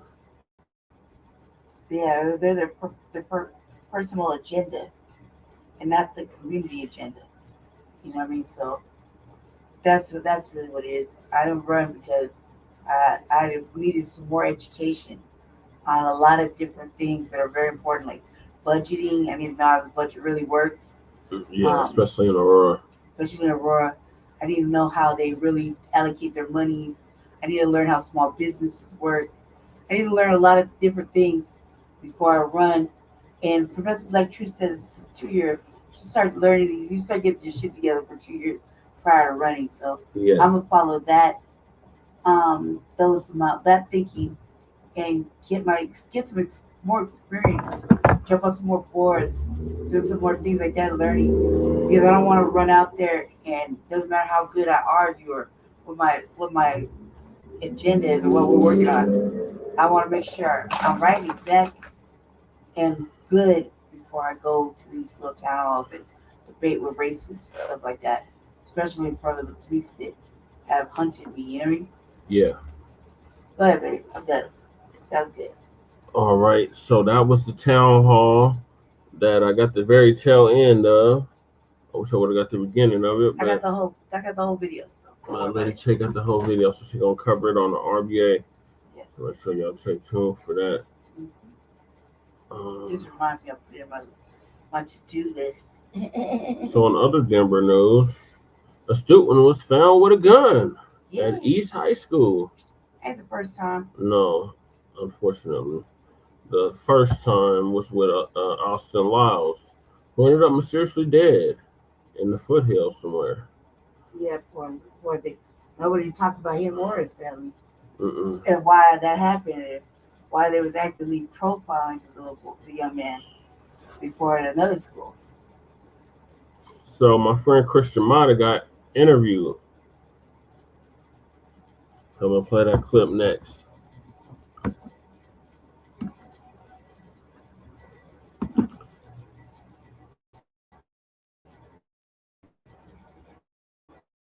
You begin here with a rough start of the beginning of the school year for East High School, as a student is now under investigation tonight after a gun is found in his backpack. Let's get out live to Fox 31's Shawl Turner with more on the investigation tonight and what happens next. Shawl? Well, we are looking into what happens next, right? And keep in mind, this isn't the first time this has happened here at East High School. A student shot 2 faculty members, and in another case, a student was shot and killed outside the school, all in 2023. Parents say more must be done. Why would a kid even want to bring a gun to school? Students eager to start the school year the right way, receiving this email instead, explaining that one of their they just kind of like carrying a gun like a candy or something like that. DPS issued a statement explaining that another student turned him in. A gun was found in the student's backpack. He was quickly escorted to a private room, but resisted. The student was then handcuffed. One parent telling Fox 31 also. It's just kind of sad to see that our youth is actually dependent on different ways, like bringing guns to school. The fact that we even have the guns in the schools is. So my boy, he was related to Philando Castile, who got killed in Minnesota back in, what year was that? I want to say 2016. 2015 or 2016 years. But yeah, y'all remember Yanez had shot and killed him during a traffic stop. So that's his cousin so infuriating, and it just keeps happening. The email from DPS Principal Tarita Walker reassured students and parents that the safety and well-being of our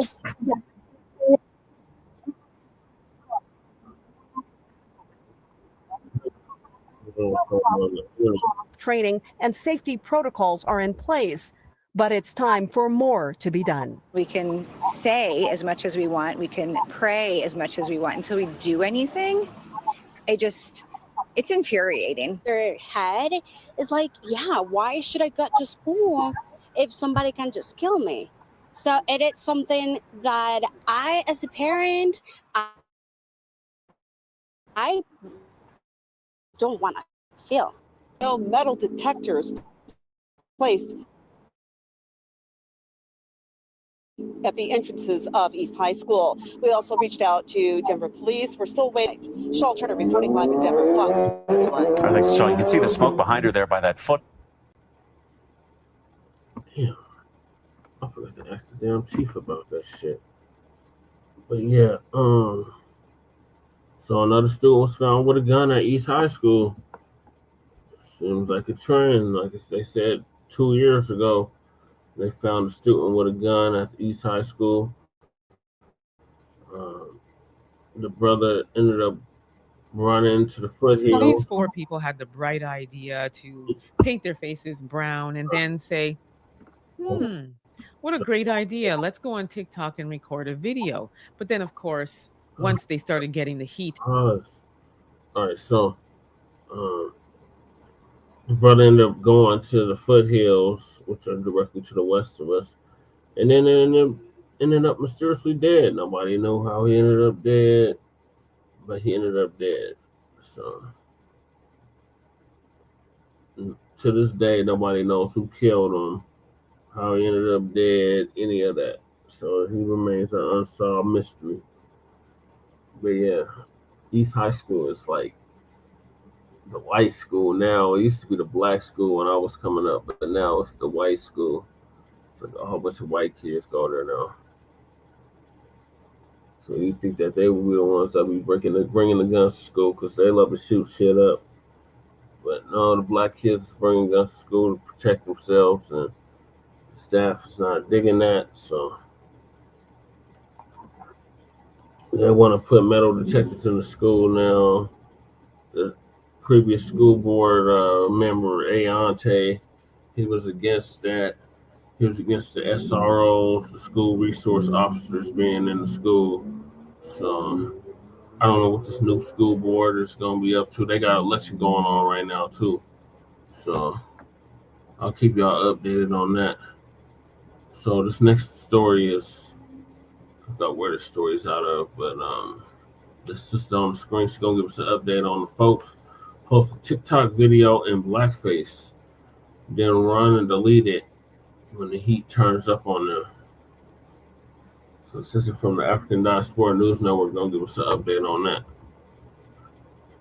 What is it? Emma.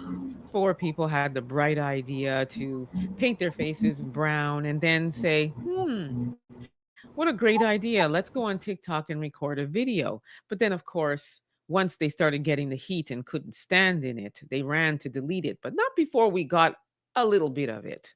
Take a look.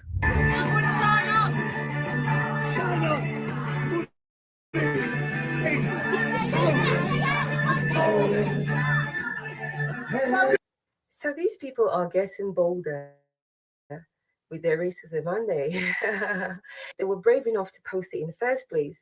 So they're no longer hiding their racism. So this isn't even about illegal immigrants or asylum seekers or migrants. This is just hate for anyone who's not white, basically. Because everybody knows what blackface is, right? And what it means, what it connotes. Everyone knows what it is. Well, adults. So full-grown adults sat around, did that, painted their face. None of them could say, oh no, this is not good. And then they posted it publicly on TikTok. Obviously, they wanted the world to know how racist they are. Because there's no way they'd say, oh, we don't know, it's not this or that. We know what you can't lie, you can't deny, you can't gaslight. We see you. I suppose, when you are somebody that has no sense in your head, you don't realize that when you put something on the internet, it stays on there. And especially when you do something like this, it spreads like wildfire. And you better believe you cannot stop the bleeding once it starts. So, as I said, we got a little clip of it. And here's what I have to say about people who do this. People who choose to either put black face, brown face, whatever you want to call it, and record themselves. Do you not realize that you have a very sick and twisted obsession with Black people? Although you may think you're being funny and cute and insulting and trying to shame us, do you not realize how foolish you look when you choose to do that? And again, I say, do you not realize the obsession you have? Because think of it. We're not going around taking white powder or white paint or anything and painting our faces and going on camera and doing stupid gestures of animals and all these other things. Do you know why? Because we're not obsessed with you and we don't care about you enough to even think about doing something like that. So I want you to think about that. Think about why you do it, because it's definitely not because you're trying to be insulting, because it doesn't insult us. To be honest with you, the reason why I'm even playing it is because I want the world to see how foolish you look.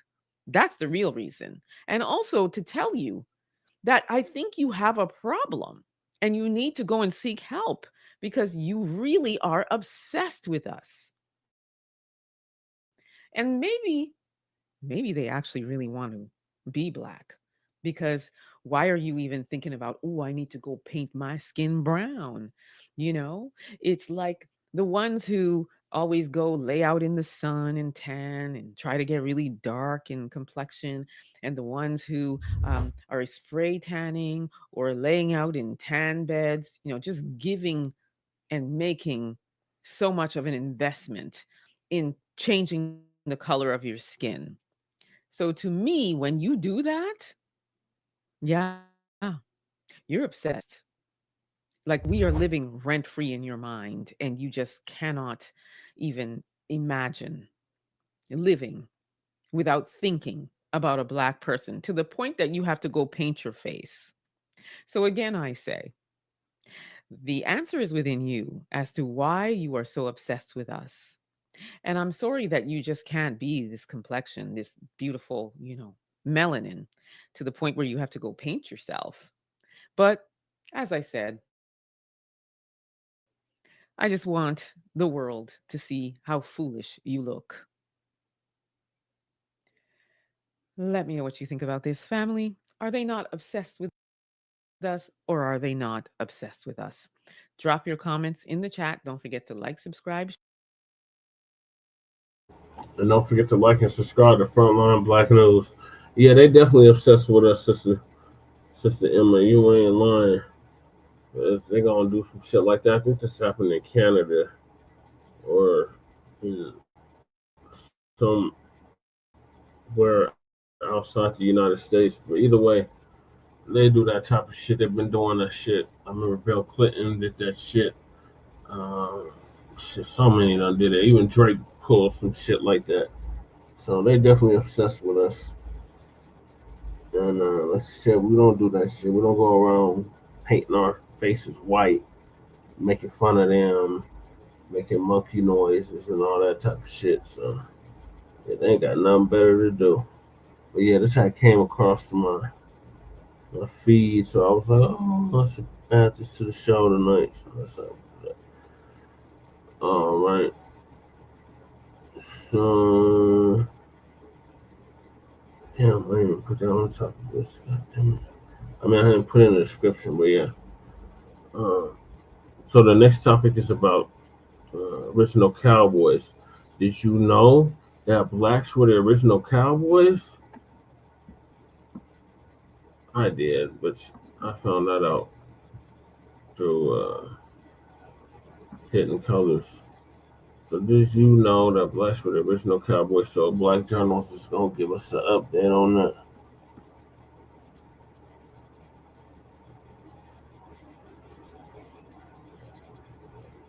talk to Tariq Nasheed for the whole Hit Color series. Very enlightening series. If you haven't watched it, I strongly suggest you do. And there's a minute.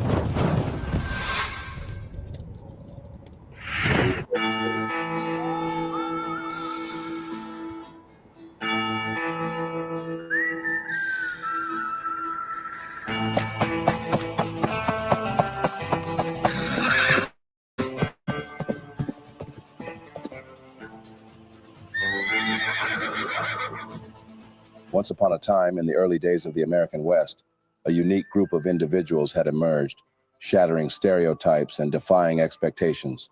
You want to know what they're called, who these were?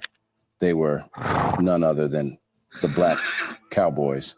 When we hear the word cowboy, most people picture a rugged white man in a wide-brimmed hat riding into the sunset. Hollywood painted that image into our minds for reasonable decades. But what if we told you that history, in its undecorated realist, tells a very different story?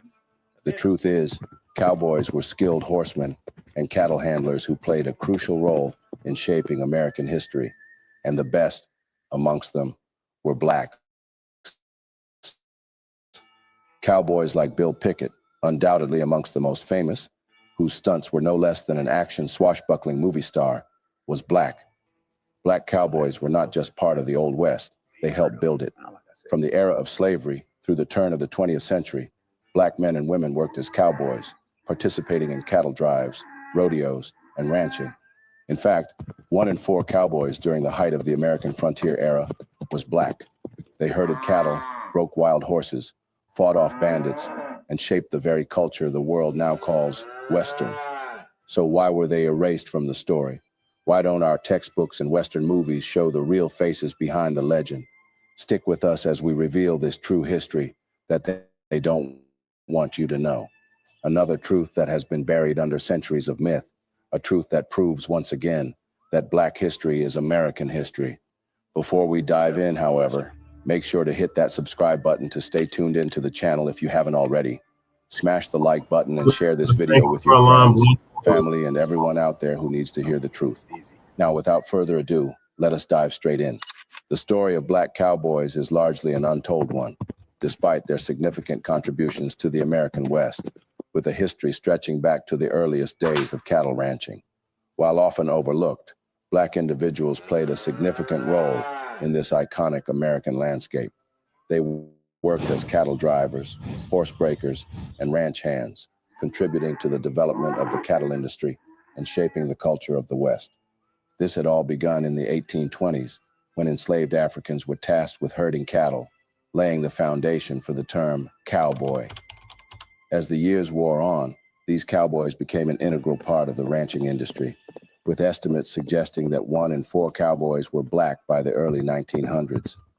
These men and women were renowned for their exceptional horsemanship and cattle handling skills honed through years of life's hard work and dedication. They worked tirelessly on ranches and cattle drives, braving harsh weather conditions and treacherous terrains. The cowboy lifestyle originated in Texas, US of A. The city had been a cattle country since it was colonized by Spain in the 1500s, but cattle farming did not become the bountiful economic and cultural phenomenon recognized today until the late 1800s, when millions of cattle grazed in Texas. The city, which was then an increasingly significant new slave state, joined the Confederacy in 1861. Although the Civil War hardly reached Texas soil, many white Texans took up arms to brethren in the East. Usually, while Texas ranchers fought in the war, they depended on their slaves to maintain their land and cattle herds. In doing so, these black slaves had developed the skills of cattle tending, which includes breaking horses, pulling calves out of mud, releasing long horns caught in the brush, and so many other cattle rearing skills that rendered them invaluable to the Texas cattle industry in the post-war era. Texas had become part of the United States in 1845, and by 1860, enslaved people accounted for 30% of the state's population. Among them were some of the first black cowboys who were skilled laborers with experience in breaking horses and herding stock. Many were given the autonomy to work unsupervised, and some even carried guns. Enslaved black cowboys were assigned the task of catching and tending wild cattle in the Gulf Coast brush country.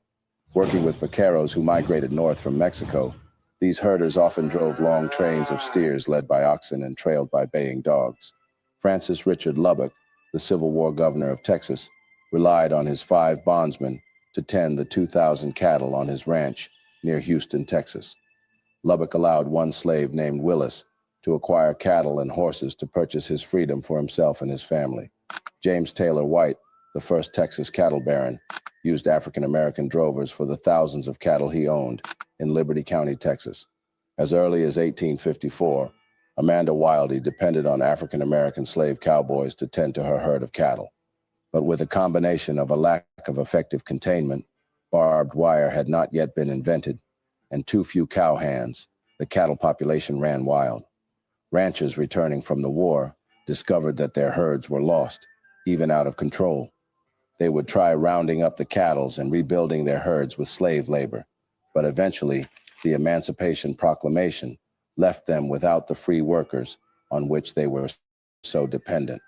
Desperate for help rounding up maverick cattle, ranchers were compelled to hire now free, skilled African Americans as paid cowhands. This year was 1865, and the Civil War had just ended.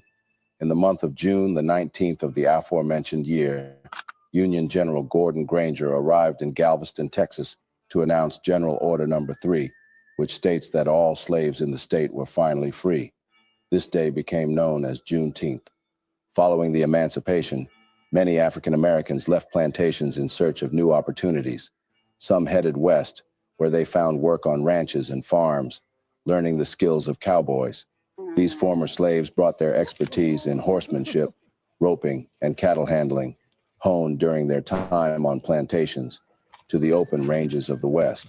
And by the 1870s, black cowboys were a common sight in the American West, working alongside white cowboys and Native American tribes. An interview of William Loren Katz, a scholar of African American history and the author of 40 books on the topic, including The Black West, had reported thus. Right after the Civil War, being a cowboy was one of the few jobs open to men of color who wanted to not serve as elevator operators or delivery boys or other similar occupations. And working on ranches offered these men chances to earn enough money to buy their own ranch or farm or start up their own businesses. With each passing day, more ranches were established and the beef market flourished vastly. The cowboy's job was essentially to herd cattle and transport them on long journeys where they would be transported by rail to slaughterhouses. These men rode, roped, and handled cattle with a finesse that earned them maximum respect. They worked tirelessly on ranches and cattle drives, riding through treacherous terrain, braving scorching sun, torrential rains, and icy snow. Cowboys often lived a rugged, nomadic lifestyle, often spending months on the range. Their days began before dawn, with a hearty breakfast of beans, bacon, and biscuits. They'd saddle up and ride out to check on cattle, fix fences, and navigate the vast open spaces. Everyday work was difficult and laborious for cowboys. Workdays lasted about 15 hours daily, and much of that time was spent on a horse or doing other physical labor. Their homes were often humble makeshift affairs, bunkhouses, line shacks, or even tents. They would share stories, play cards, and enjoy simple pleasures like music and laughter around the campfire. Work was grueling, with long hours and little rest. Cowboys faced dust storms, thunderstorms, and scorching heat. They would drive cattle across rivers, through canyons, and over mountains, always on the lookout for predators, either humans or wild animals, and strays. Compounded with the strenuous job of a cowboy was the burden of being a black skin. Most times, while crossing towns, they're usually faced with the burden of being unable to access certain amenities like sleeping in hotels, eating at certain restaurants, or staying in certain hotels. But within their crews, they sometimes found respect and a level of equality unknown to other African Americans of the era. Black cowboys were known to showcase their skills in rodeos and other performances, although they often had to create their own events due to racial segregation. However that was, the hostile segregation of this dark era could not eclipse the legends of fine black folks like Bill Pickett, Nat Love, and a whole many others who had gained fame from their distinct performances, which was all too good to be true, to say the least. Bill Pickett, one of the black cowboys credited with creating the bulldogging technique of bringing a young steer to the ground in a rodeo, was so unbelievably good that he was featured in a silent film, The Bulldogger, in 1921, and The Crimson Skull in 1922. One of his very exceptional performances used for subduing a stubborn steer involved grabbing its horns, twisting its head up, and biting its tender nose or lower lip. This exhibition never failed to evoke an earthquaking, deafening cry from his admiring audiences. People did talk all day about pretty much nothing else other than Bill Pickett's insane cattle moves. Time was just not enough to talk about all of it. Pickett, the second of 13 children, had begun his cowboy life right after 5th grade, putting on shows and passing the hat. Throughout his life, he gave exhibitions in the United States, Canada, Mexico, South America, England, and he went on to become the first black cowboy movie star. He performed at rodeos and Wild West shows until about 1916, and worked as a cowhand and rancher thereafter. In 1972, he was inducted into the National Rodeo Hall of Fame, and in 1989, inducted into the Pro Rodeo Hall of Fame and Museum of the American Cowboy. Sadly, because of segregation, during his lifetime, he was not permitted to compete with whites on the rodeo circuit. Sometimes he would claim to be Indian in order to enter events. Another exceptional black cowboy was the legendary figure, Nat Love, who documented his experiences as a cowboy in his autobiography, The Life and Adventures of Nat Love. Here, the cowboy, Nat Love, recounts stories from his life on the frontier so cliché, they read like scenes from a John Wayne film. He describes Dodge City, Kansas, a town smattered with the romanticized institutions of the frontier, a great many saloons, dance halls, and gambling houses, and very little of anything else. He moved massive herds of cattle from one grazing area to another, drank with Billy the Kid, and participated in shootouts with native peoples defending their land on the trails. And when not, as he put it, engaged in fighting Indians, he amused himself with activities like daredevil riding, shooting, roping, and such sports. Born a slave in Tennessee, 1854, Nat Love had an advantage over many men, black and white of his time. From a very early stage, his father taught him how to read and write. After the end of the Civil War, Nat had left Tennessee and headed westward in search of a fortune. When he found a ranching outfit in Texas that employed several black cowboys, he asked the trail boss for a job. The boss agreed, but on a condition that he break the wildest horse in the herd, Good Eye. Another noted black cowboy, Bronco Jim, was also with the outfit. He offered a bit of advice. Love survived the wildest ride of his life and got himself a job. During his journey as a cowboy, he learned to speak Spanish, became a champion roper, and eventually went ahead to publish an autobiography in 1907. Throughout his life, he rode through harsh weather, fought Indians, learned to shoot with dead accuracy, worked with Mexicans, and learned to speak Spanish fluently. When a cattle drive brought him to Deadwood City in Dakota Territory during a 4th of July festival in 1876, he and 5 fellow black cowboys entered a competition for a $200 prize. Earning that prize back then was no easy feat. Each contestant had to rope, throw, tie bridles, and saddle and mount a wild Mustang in the shortest time. Next, the men were to shoot targets at a distance of 100 and 250 yards using a rifle, then a pistol. Love won the prize money and a nickname given to him by the townspeople, Deadwood Dick. Love was rumored to have driven cattle through 8 states, fought off raids by Native Americans, and ridden alongside such legends as Billy the Kid and Buffalo Bill Cody. Another remarkable character was the black-skinned cowboy, Bose Icard. Icard was a cattle driver for the famous ranching partners, Oliver Loving and Charles Goodnight. He worked the Goodnight-Loving Trail from Texas to Denver, and after Loving's death at the hands of the Comanche Indians, Icard became close friends with Goodnight, remaining in his employ for 4 years. Goodnight once said he trusted Icard farther than any living man. And what about George Glenn? This brilliant black man was born into slavery and raised on the Texas ranch of Robert B. Johnson, Glenn trained as a cowhand and trail cook. He rode the famed Chisholm Trail in 1870, the only black cowboy of prominence in the history of the trail. He was honored as one of a small number of black members of the Old Trail Drivers Association at the 1925 and 1926 annual meetings. Another interesting African-American cowboy is Isom Dart. Isom Dart was not just a skilled cowboy, he was also an outlaw. Similar to Nat Love, he was born a slave. Once he was freed at the end of the Civil War, he drifted between ranches until he ventured to Mexico. In Mexico, he began a career as a horse thief.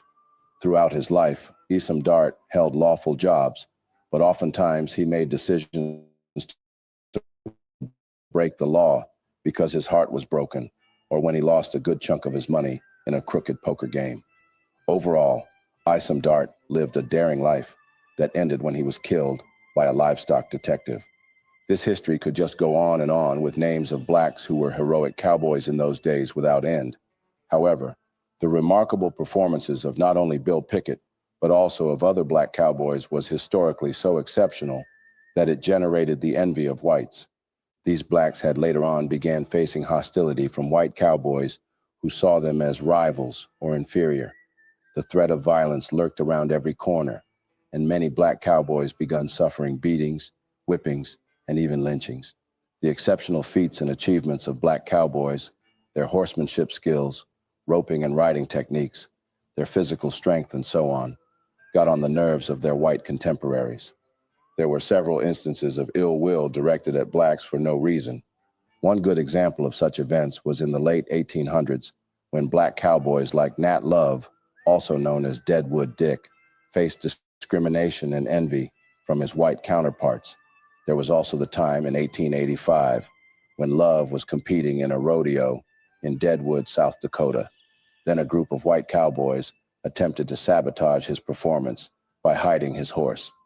Regardless, Love managed to find another horse and went on to win the competition. In another instance in 1890, a black cowboy named George Monroe was denied entry to a rodeo in Cheyenne, Wyoming, for no reason other than his race. Monroe had been a skilled cowboy and roper, but was forced to watch from the sidelines as white cowboys competed. Also in Texas, in the early 1900s, a black cowboy named Jesse Stahl was beaten by a group of white men after winning a rodeo competition. Stahl's success had drawn the envy and anger of the white cowboys who saw him as a threat to their dominance. In 1911, a group of black cowboys, including Bill Pickett, were denied membership in the Rodeo Cowboys Association, RCA, a prestigious organization that governed rodeos across the West. This exclusion limited their access to top rodeos and prize money. There is yet more. In the 1920s, Murtis Deitman, a black cowboy, was forced to work as a ranch hand, despite his exceptional skills as a roper and rider. Deitman's white employer refused to promote him or pay him equal wages, citing racial prejudices. The list is endless. When barbed wire became widely used later on, it revolutionized the cattle industry by making it easier to contain and manage large herds. However, this innovation led to a significant reduction in the need for cowboys, as fences replaced the need for riders to constantly monitor and move cattle. Many cowboys found themselves laid off or out of work, leading to a difficult transition. Some coped by adapting to new roles, such as becoming ranch hands or fence builders, while others turned to different industries like law enforcement or the military. Others, however, struggled to find new employment and felt a strong sense of loss and disconnection from the cowboy way of life. The decline of the open range and the cowboy culture was a significant blow to their identity and sense of purpose. Some cowboys also turned to rodeos and competitions, showcasing their skills and entertaining crowds, while others wrote about their experiences, leaving behind a rich literary legacy. It was a challenging time for many black cowboys, but their resilience and resourcefulness helped them find new paths and ways to preserve their cultural heritage. The transition had affected more those who had very limited job opportunities and more difficulty in purchasing lands. As at the late 1800s, White-dominated rodeos began to exclude black cowboys, forcing them to create their own rodeo circuits. This led to the formation of the Negro Cowboys Rodeo Association in the early 1900s.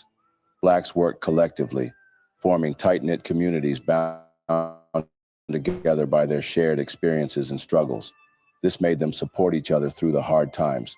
With the collectiveness and cooperative ideas of the association, most had begun entertaining at rodeos and sometimes forming their own shows. The 1920s saw a surge in popularity of rodeos, with black cowboys like Bill Pickett and Nat Love becoming stars of the circuit. Their skills and showmanship helped a lot in breaking down racial barriers, paving the way for future generations of black cowboys. Bill Pickett, one of the biggest figures in cowboy history and the originator of rodeo steer wrestling, also called bulldogging, had established Pickett Brothers Bronco Busters and Rough Riders with 4 brothers, which advertised catching and taming wild cattle a specialty. He would later become one of the most famous early rodeo stars. He dropped out of school to become a ranch hand and gained an international reputation for his unique method of catching stray cows. Modeled after his observations of how ranch dogs caught wandering cattle, Bill Pickett's technique for subduing a stubborn steer involved grabbing its horns, twisting its head up, and biting its tender nose or lower lip. By the early 1900s, he and other performers were bulldogging steers in the manner of a rodeo exhibition. The biting technique, however, soon was replaced by twisting leverage that threw the steer. The event remains a central part of virtually every rodeo venue. It was apparently effective and fun for audiences to watch. Among the first black cowhands in rodeo, Bill Pickett was a featured performer with the Miller Brothers 101 Ranch and Wild West show for over a quarter century. He died in 1932 of injuries received from a rogue horse. In 1972, 40 years after his death, Pickett became the first black honoree in the National Rodeo Hall of Fame, and rodeo athletes still compete in a version of his event today, and he was just the beginning of a long tradition of African-American rodeo cowboys. Since the 1700s, black enslaved workers had been charged with watching over and driving livestock in the American South. By the early 1800s, black men in Louisiana plantations were being tasked with supervising large herds of cattle.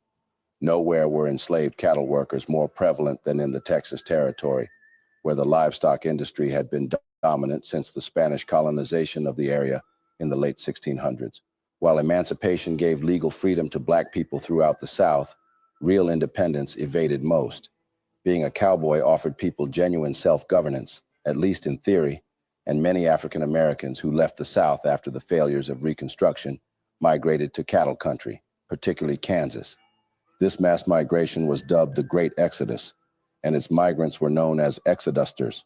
These black pioneers were drawn west by new land laws, such as the Homestead Act of 1862, which allowed settlers to claim 160 acres, which is approximately 65 hectares, of government surveyed land, as long as they improved it through cultivation. Many exodusters trained as ranch hands and drovers in their new environs. As the range cattle industry expanded out of Texas after the Civil War, black cowboys moved across the West along with it, working in every state and territory in the region, with the largest numbers in Arizona Territory, California, Nevada, and New Mexico Territory. In Arizona Territory, African Americans John Swain and John Batavia worked for former Texas Ranger John Slaughter on his ranch near Tombstone. Thornton Biggs worked in northern Colorado. Print Olive worked in Nebraska. Nat Love in the Dakota Territory. And ex-Texan Henry Harris became foreman on the Elko County ranch of Nevada Gov. John Sparks. Even future President Theodore Roosevelt employed one black cowboy on his Dakota Territory ranch. 4 African-American cowboys in New Mexico Territory were involved in the Lincoln County Range War of 1878 that produced William Bonney. 3 black cowboys, George Washington, George Robinson, and Zebrian Bates, rode with Bonney and his regulators, while African-American John Clark worked for businessman rancher Lawrence Murphy. The American cattle industry grew rapidly from 1860 to 1880. Railroads had not yet proliferated, so cattle had to be driven great distances by workers on horseback in order to be sold and processed in other states. Black cowboys participated in a great number of these drives, in which they discovered fairly egalitarian working conditions for the time. On the trail, black and white drovers often fraternized and sometimes traveled in the same groups. Segregation was generally unimportant on the vast expanses of the open range, though black wranglers were commonly expected to carry out certain menial tasks in mixed groups. Black cowboys did, however, regularly encounter racism when passing through settlements, where they were separated from their white counterparts in some establishments and outright banned from others, including hotels and restaurants. Over the decades, African Americans, although still present, became smaller and smaller percentages of herders and drovers as whites moved into the industry. By 1890, the 473 African American cowboys in Texas comprised only 3% of the total number in the state. Overall, black cowboys were about 2% of the total in the West by that date, as these workers sought better paying employment in other industries. But mostly, as time passed, pop culture erased black cowboys from the Western milieu, creating a misleading image of the Old West as populated by white men on horseback, riding the lonely grasslands. A major library in the U.S. holds varieties of collections that help document a more accurate picture of what cowboy culture and life in the Western U.S. actually looked like in the late 19th and early 20th centuries during the cowboy heyday. They include resource guides, newspaper archives, an American Folklife Resource Project, a 2020 concert of old black cowboy songs, books, magazines, photographs, and posters that document the role African Americans played, particularly in the 1870s, when many newly freed black people headed west. The myth of the cowboy is only one of many myths that have shaped our view of the West in the late 19th century, reads the library's introduction to the American West, 1865 to 1900 resource timeline. The stereotype of the heroic white cowboy is far from true, however. One quick example is the origins of Home on the Range, the unofficial anthem of the West, which is famously muddled, but is not disputed that the first recording was by a black saloon keeper and former cowboy in San Antonio, who performed it for folklorist John Lomax in 1908.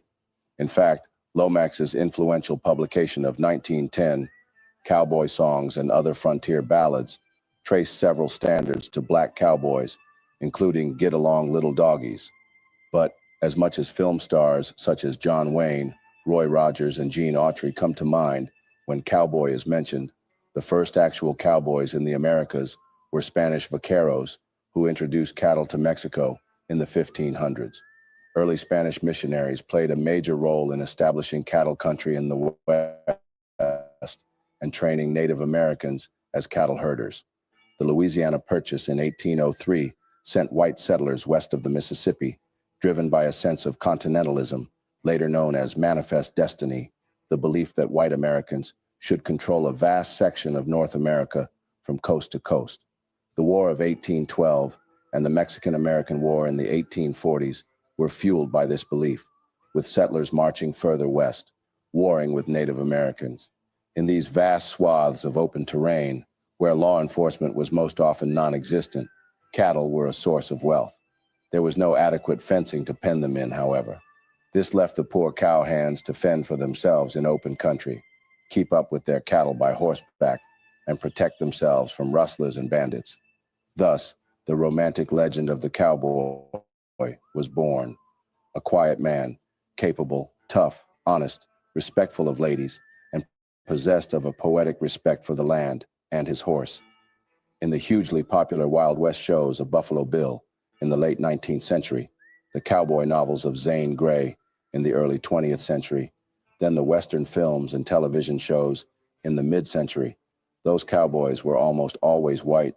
It was only part of the picture, though. No history of cowboy culture would be complete without contextualized narratives about the role that Native Americans, African Americans, and Mexicans played. The term cowboy has interesting origins. Originally, white cowboys were called cowhands, and African Americans were pejoratively referred to as cowboys. African American men being called boy, regardless of their age, stems from slavery and the plantation era in the South. Many Southerners moved to the West, and Westerners would have been familiar with Southern racial etiquette. So, it is no surprise that the racial issues prevalent in the North and South were also impacting the American West. The everyday life of all cowboys on the job was usually rough, regardless of a cowboy's racial or ethnic background. Black cowboys were usually assigned horses with wild behaviors, and they had to train them to be ridden. Typically, African American cowboys had more than one duty. For example, a black cowboy that was a trail cook would be expected to cook, hunt deer and wild turkey, perform on the trail by singing or playing a musical instrument. Some black cowboys also fulfilled a role as a nurse, bodyguard, and money transporter for white cattlemen. Notable post-Civil War black cowboys included Pete Staples, a former Texas slave who joined the first cattle drives to Kansas, Jim Perry, one of the black cowboys on the 3 million acre XIT ranch in the Texas Panhandle, while Daniel Wallace, who invented the cattle brand that became his middle name, became Texas's most successful black rancher. It is easier to find information on well-known black cowboys because many of them were literate and extraordinary individuals. However, these exceptional individuals do not represent the majority of African American cowboys who were ordinary and had limited access to social mobility. Ordinary African American cowboys also lacked protection from wealthy white cattlemen. While the American West was not a racial utopia, black and white cowboys were able to share tents and blankets on the trail. In essence, there were thousands of black cowboys in 19th century America. The majority of them were ordinary cowboys seeking an escape from racial violence, and some of them were exceptional cowboys. No one knows exactly how many cowboys there were, or exactly how that title was defined, but a number of estimates by historians, including Kenneth Porter, estimate that of the 35,000 or so cowboys of the era, about 6,000 to 9,000 were black. They worked as ropers, trail cooks, wranglers, and bronco busters. Some hunted game, sang, played an instrument on the trail, or performed other duties for white cattlemen. In Texas, where enslaved black people had been more than a quarter of the population before the Civil War, as many as 1 in 4 cowhands was black. Most of the blacks were drawn to cowboy life and assimilated well because they were skilled at working cattle in their former home countries of West Africa. But still, it was likely the black cowboys who were assigned to do the more dangerous jobs, breaking wild or young horses, and being first to lead cattle across rapid or deep rivers. Indeed, they played a major role in shaping the great nation. Moreover, even in the movie industry, black cowboys were around, if behind the scenes. James Arthur Walker invented the Hollywood hop, where a rider jumps off to the side of a walking or running horse, lands on the ground, and bounces back into the saddle. Today, younger African Americans have been leading efforts to promote and protect the legacy of early black cowboys in the American West by forming riding groups in many states, organizing parades, or competing in national rodeos. The Black Cowboy Parade is another popular, significant annual event held in Oakland, California for the last 74 years. New York Times reporter Walter Thompson Hernandez wrote a book about cowboys in Los Angeles County some years back, titled The Compton Cowboys, The New Generation of Cowboys in America's Urban Heartland. Also, the Bill Pickett Invitational Rodeo, which celebrates African-American men and women who are keeping the cowboy tradition alive, has entertained over 5.5 million people since its launch in 1984. Founded in 1984 by the late Lou Vasson, the Bill Pickett Invitational Rodeo is the first black touring rodeo in the nation. Based in Denver, the Bill Pickett Invitational Rodeo, BPIR, is named after the first African-American to be inducted into the National Rodeo Cowboy Hall of Fame. Apart from providing an entertaining experience, for the past 37 years, the association has educated spectators on the contributions of black cowboys and cowgirls in building the West. The BPIR brings an important element of black Western heritage into our present-day experience with family fun, education, excitement, and celebration. So the next time you picture the Wild West, remember it wasn't just white hats and Hollywood legends. It was also black cowboys, riding tall, breaking barriers, and shaping the very fabric of American history. They weren't side characters. They were central figures. If you've learned something new today, don't forget to like, share, and subscribe as we keep uncovering the truths that they've tried so much to bury, because Black history isn't a footnote, it's the foundation. Thanks for watching. Stay tuned for more untold stories ahead.